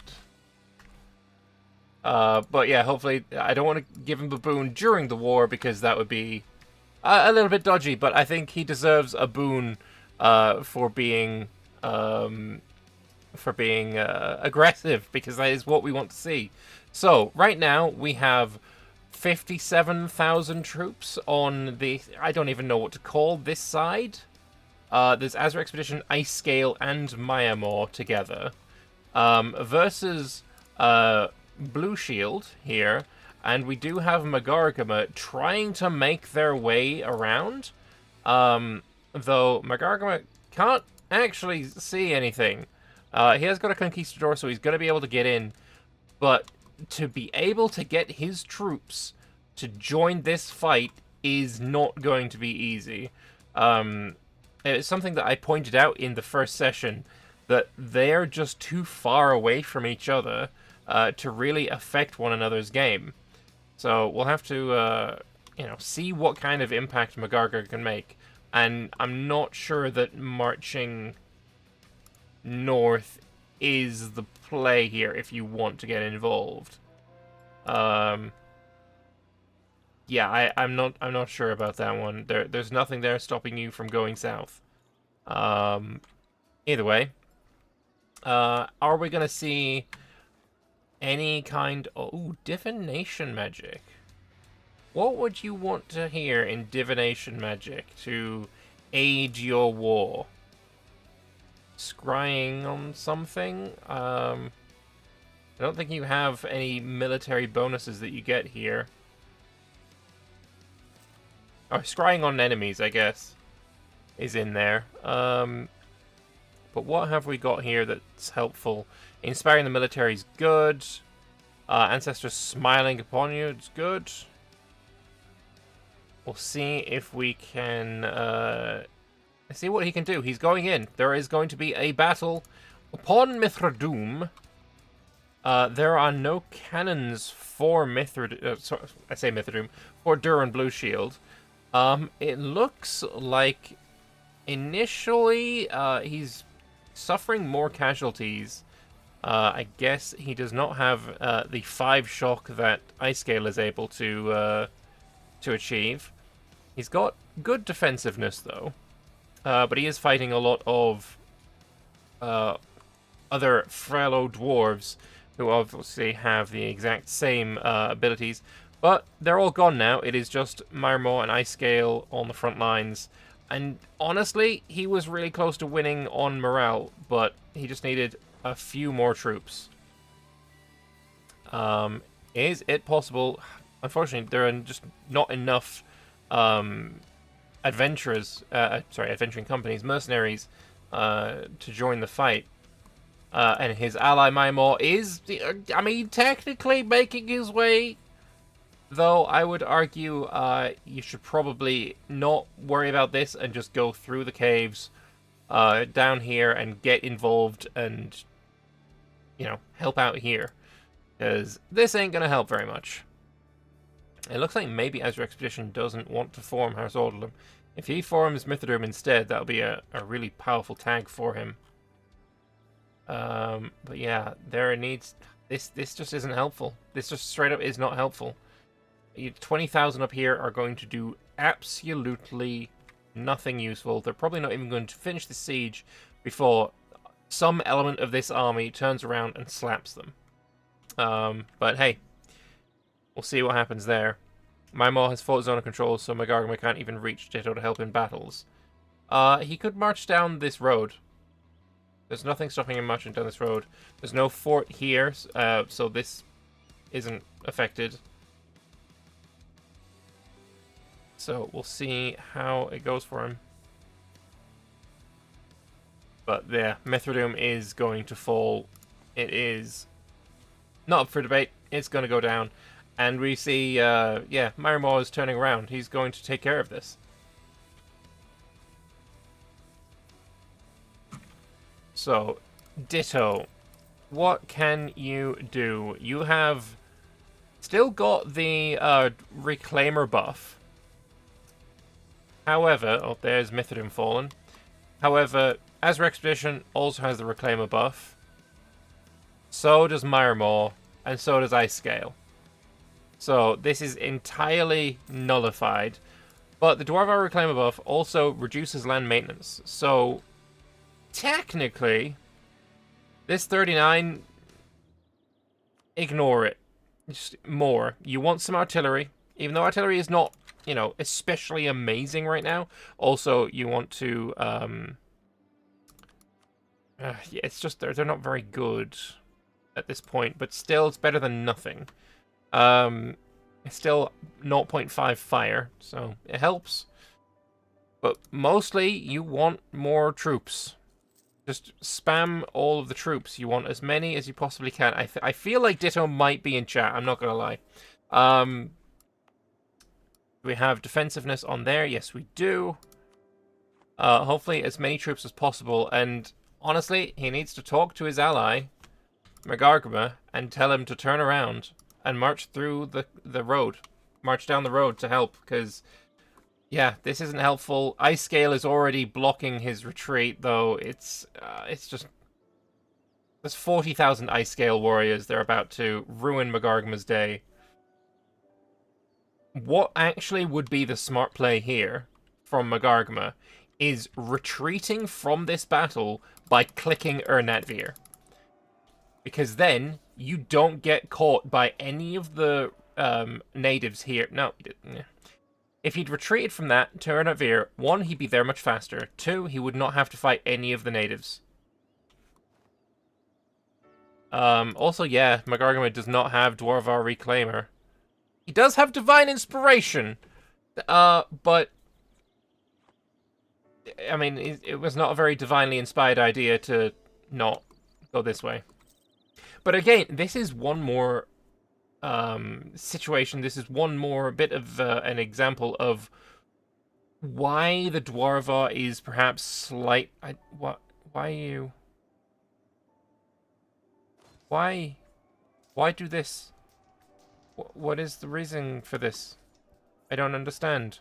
You have a war wizard, so very nice. I like it. Why take the -1 when they would have happily taken a -2? You're tanking yourself by 3 for no reason. I would retreat from this. But yeah, to go back to what I was saying, on the map, these guys are this far apart. Just down a little hill. But to actually reach one another, there has to be this whole marching business. And that's one of the big issues with the Dwarva. I actually think one of the other ways that they could go is through these caves here. This might be another option for them. But yeah, I think maybe another crossing point here might have been quite nice. But Magargama is now going through the roads. They could take an idea group, but they don't really have the points to spend on anything. They are Tech 6, so they're also behind on tech compared... Oh no, Tech 6 for Mymor as well. We've got Tech 7 for Dwarves, both sets, and Ice Scale is also Tech 6. So the Dwarves are ahead in their technology compared to a couple of their enemies, but there's just so many, and Azure Expedition is still here, so I'm not sure that's really going to help all that much. I don't see this going their way, if I'm being perfectly honest. Magargama taking loans, so hopefully, yeah, get this monstrous horde. There he goes. Magargama has just gotten prosperity, so let's go. I like it. I've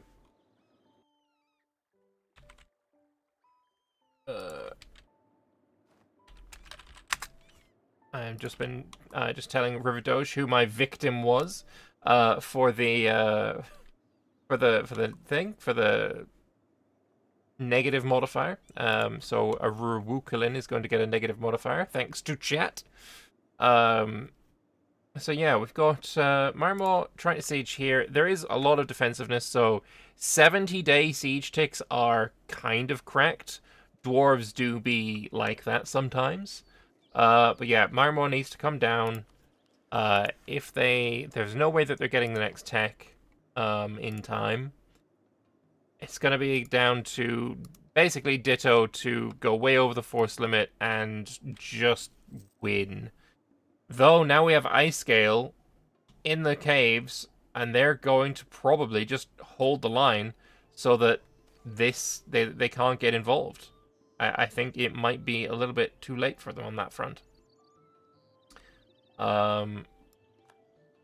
These Magargama troops are going to run into a wall of kobold. Alright, it looks like we have a hot join. Okay.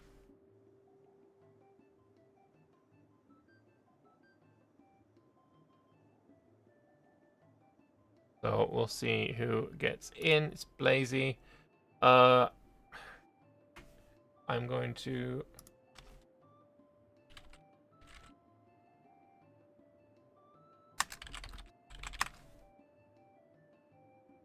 I'm going to unpause until the 29th and then accept the hot join because it's a bit more stable that way.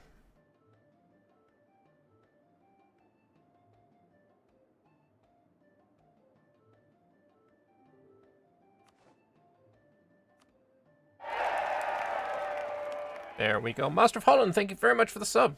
Appreciate it.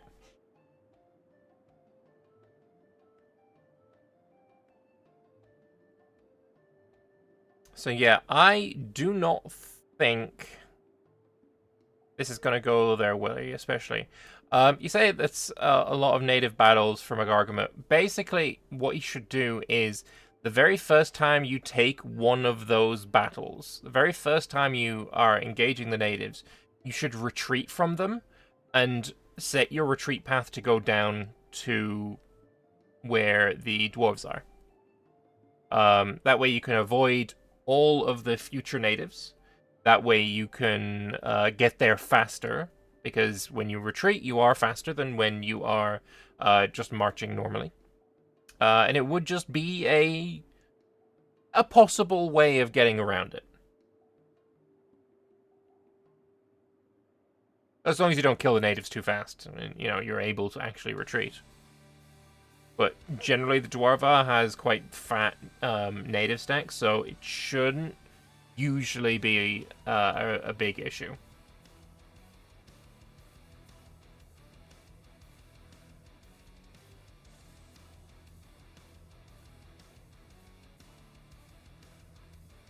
So we'll see what effect Magargama is going to be able to make, but personally, I don't see it turning the tide.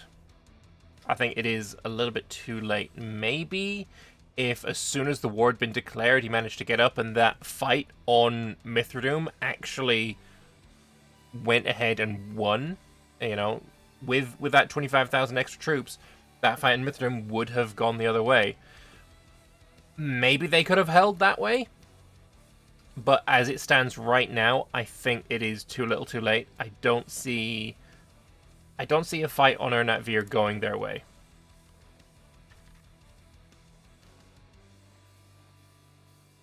Right, okay, 2.4k is not really enough to retreat from. You kill them too fast. And yes, Magargama also has no Reclaimer buff, is true. But Magargama did get, instead, Divine Intervention Inspiration, so 15% morale of armies, and some Discipline. Divine Punishment for Magargama. I'm not sure he really deserved the punishment, but okay. Without ice scale involved, there would be a chance, but 40k kobolds is just Jover. Yeah, I feel similarly. Oh, Cargwin wants to read it, so he paused. Fair.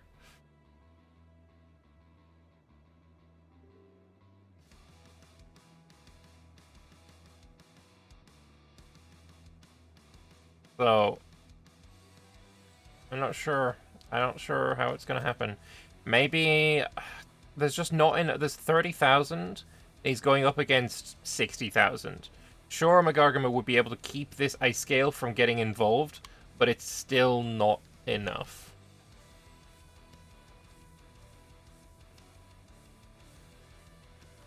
Both of these have been hired already.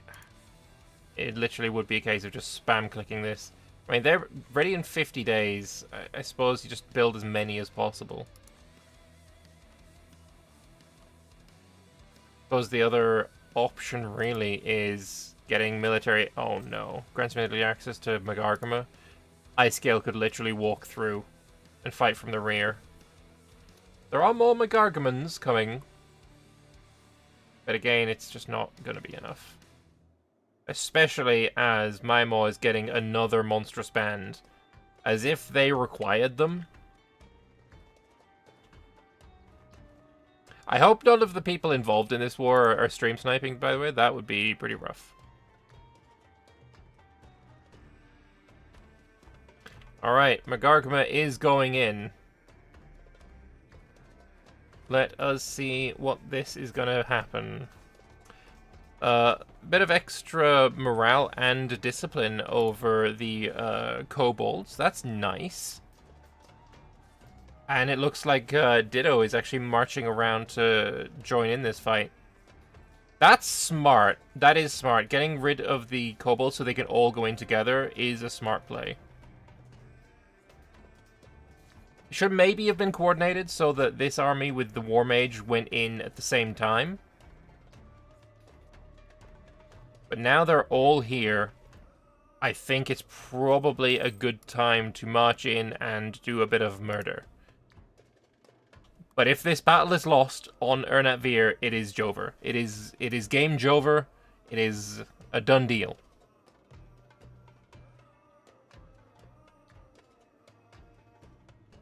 So they need to do it before this is taken as well. This is just changed to a 7% chance of falling. I'm not sure how that went from -7 to 7 without a siege tick, without anything really at all changing.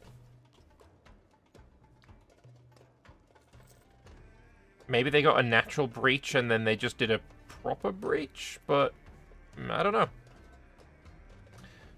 But I think they would need to go in before this next tick because, you know, you roll a dice and you get a, you know, roll a d20 and get over a 5. Sorry, get over a 15. It's not the, like, 20% chance is pretty good.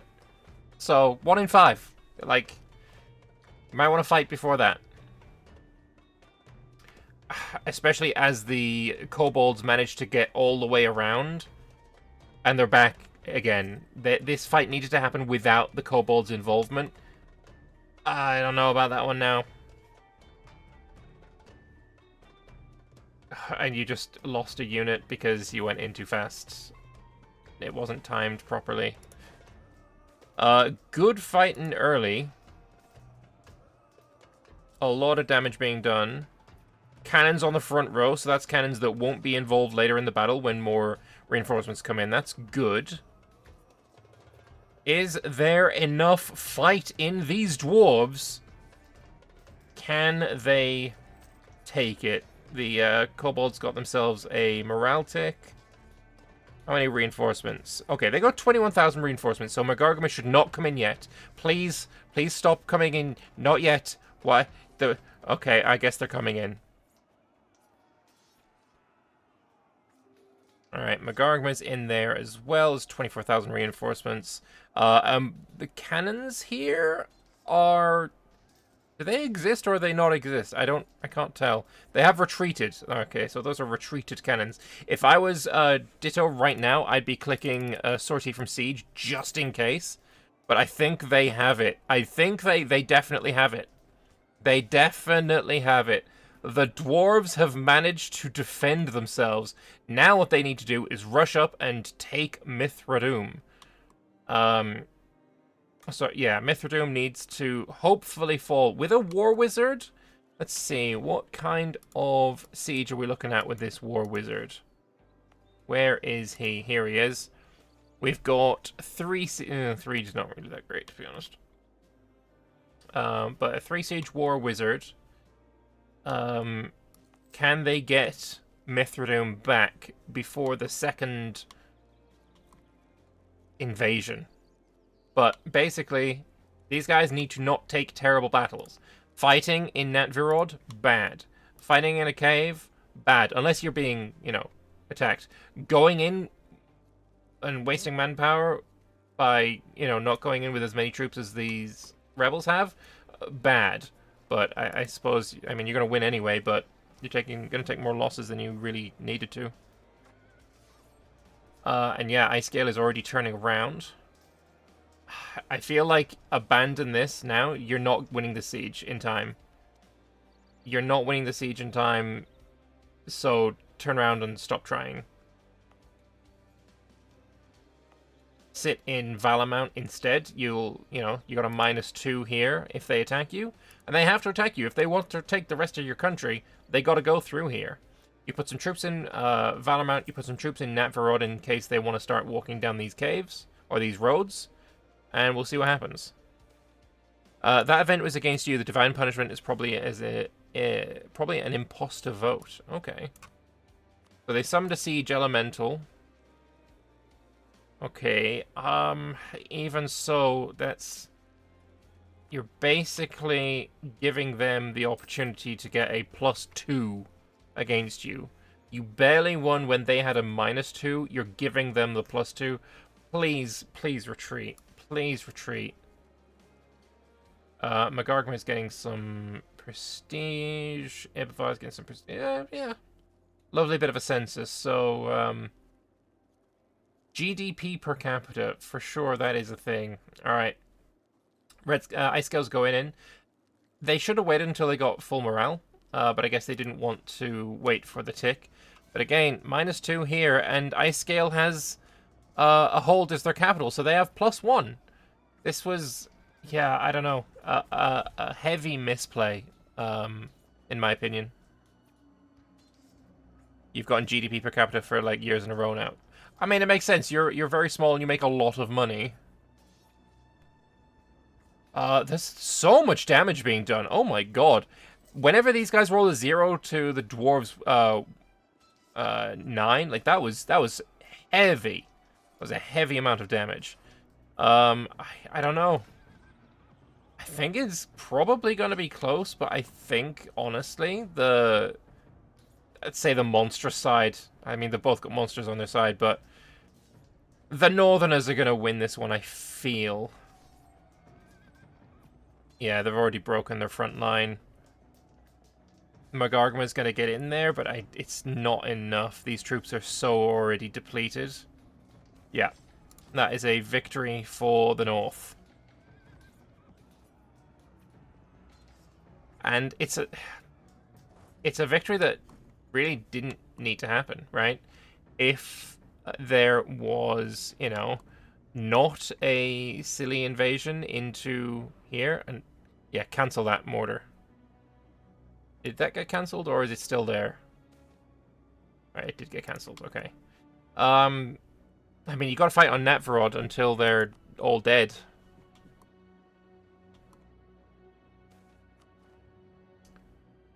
He is now. Oh, he is now a renowned or thingy ruler. Oh, they caught him on Natvir as well. This is painful to watch now. You're not going to win that battle, just retreat from it. Yeah, there it is. Oh, and that is a nasty retreat as well. Lambert, how goes the wars? Hello there, Brian. The wars go badly in Blue Shield's... not in Blue Shield's favor.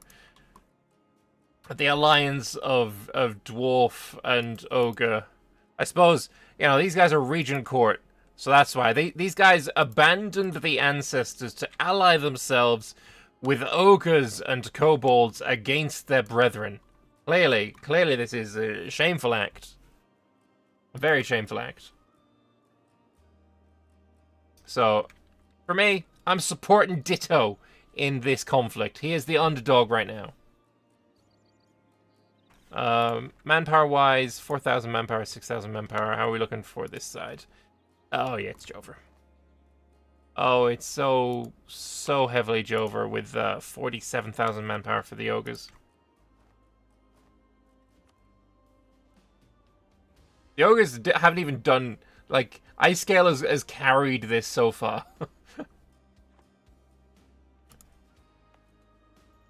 Let's see. Go on, I dares you. Press the assault button. I dares you. Press this button. I want to see it.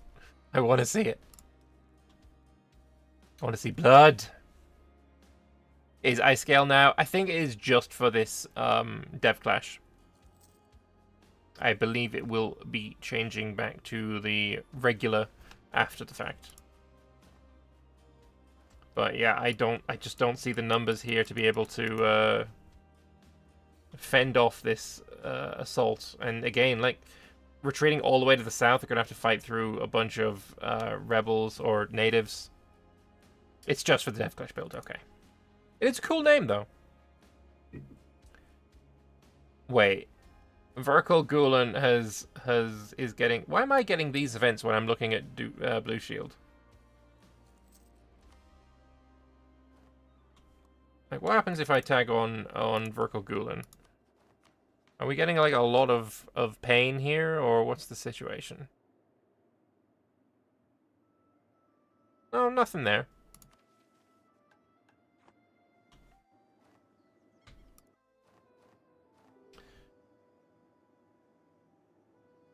Alright, his troops are returned, but he's out of manpower.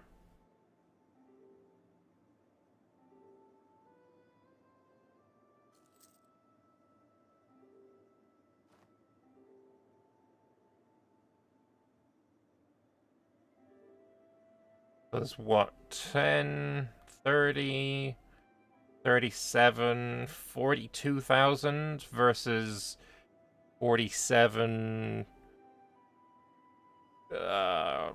77, 87, 93, 94,000. Illusion magic. I'm not sure how much that one's going to help. I don't see this going in their favor. They had that... I mean, again, they couldn't take it quickly, so... I don't know. It is not looking good. Does anyone remember what the name of the Frostpunk Blood Artificery Gnomes are called? They're called Nordiochand.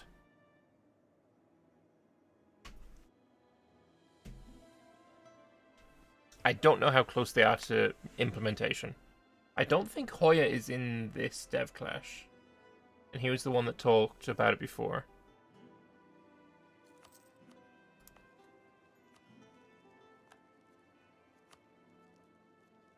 Yeah, 69. Nice. Day siege ticks.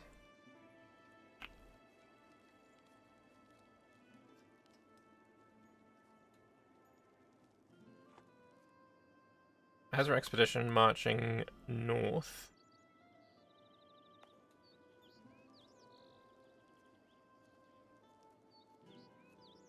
I guess he doesn't want this to be killed by the natives because he wants to take this land.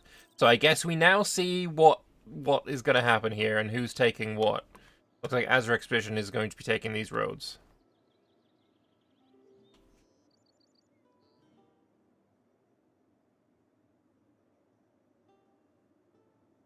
So, are they going to try another attempt at liberating Ernatvir or not?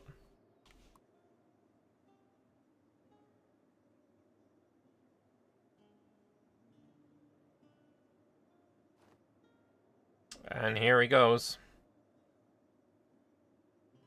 One more time into the breach. And immediately they're being flanked, so more needs to go in.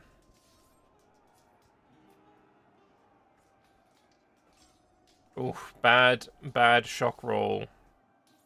When you have the shock advantage, it really is necessary to get the good shock rolls. Oh, it's not going well at all, is it? There's a cannon on the front row for the blue dwarves.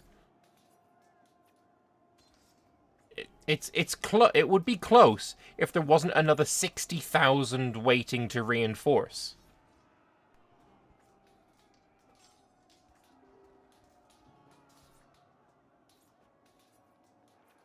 And there's so many casualties here, but yeah, it's not enough. There's just too many reinforcements. I think these guys were also a little bit. They were late, but they're involved. If there's some really good shock rolls and some really bad shock rolls here, like it is technically possible, but I do not have faith that we're going to be seeing that, because casualties are even, and I mean when the ice scale is out rolling, it's just not looking good. Oh, really decent casualties there, but then, you know, next phase and it's gone again. Telexamai has been met with a grisly fate. Did they really deserve wait, annihilation? Annihilation. It's best to put the chapter behind us. There's blood in their eyes and the word stirs. Our people grow weary. Will the divine be appeased by the sacrifice, or is there more to come? Only time will tell. What is going on? Did they just sacrifice his heir or something? Sadramon, thank you very much for the prime. Appreciate it, man. What is going on here? Oh! I was just told, well, I was told 2 minutes ago to look at Bim Lao, but, Bim Lao no longer exists.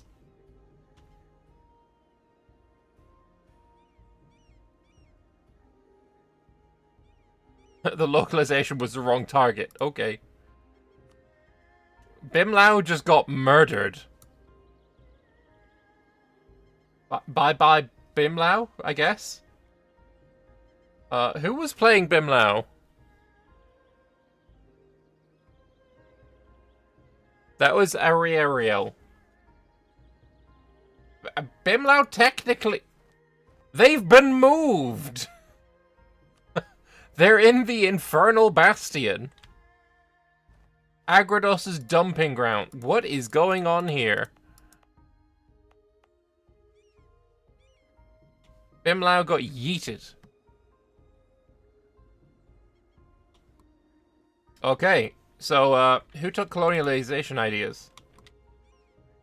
And 1Z gonna target, switch over to bit of exploration, bit of expansion. Get in there. Why not?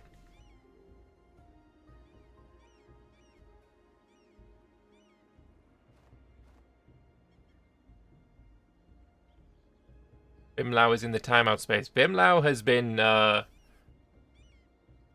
yeeted. But I guess this is where we are ending for today, I would imagine.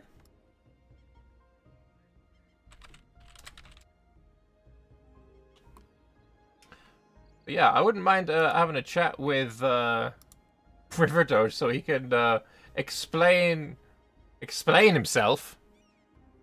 But yeah, this is going to be where we are ending the session for today. I'm going to throw in a save. I don't think I necessarily need to, but just in case.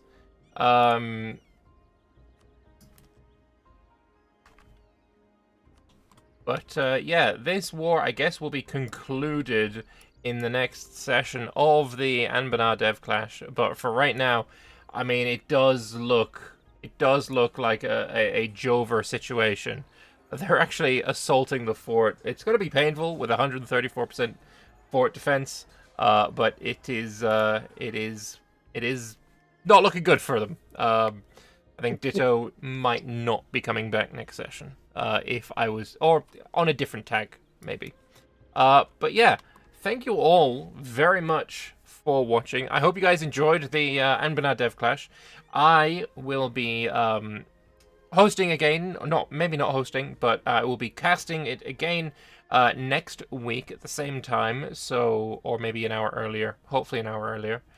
So make sure to keep an eye out. Follow socials and all that for updates on when that's going to be. I am going to be right back after the little pause and break. I'm going to be hosting some more Anbennar multiplayer where I'm playing as Adenica. So don't go anywhere.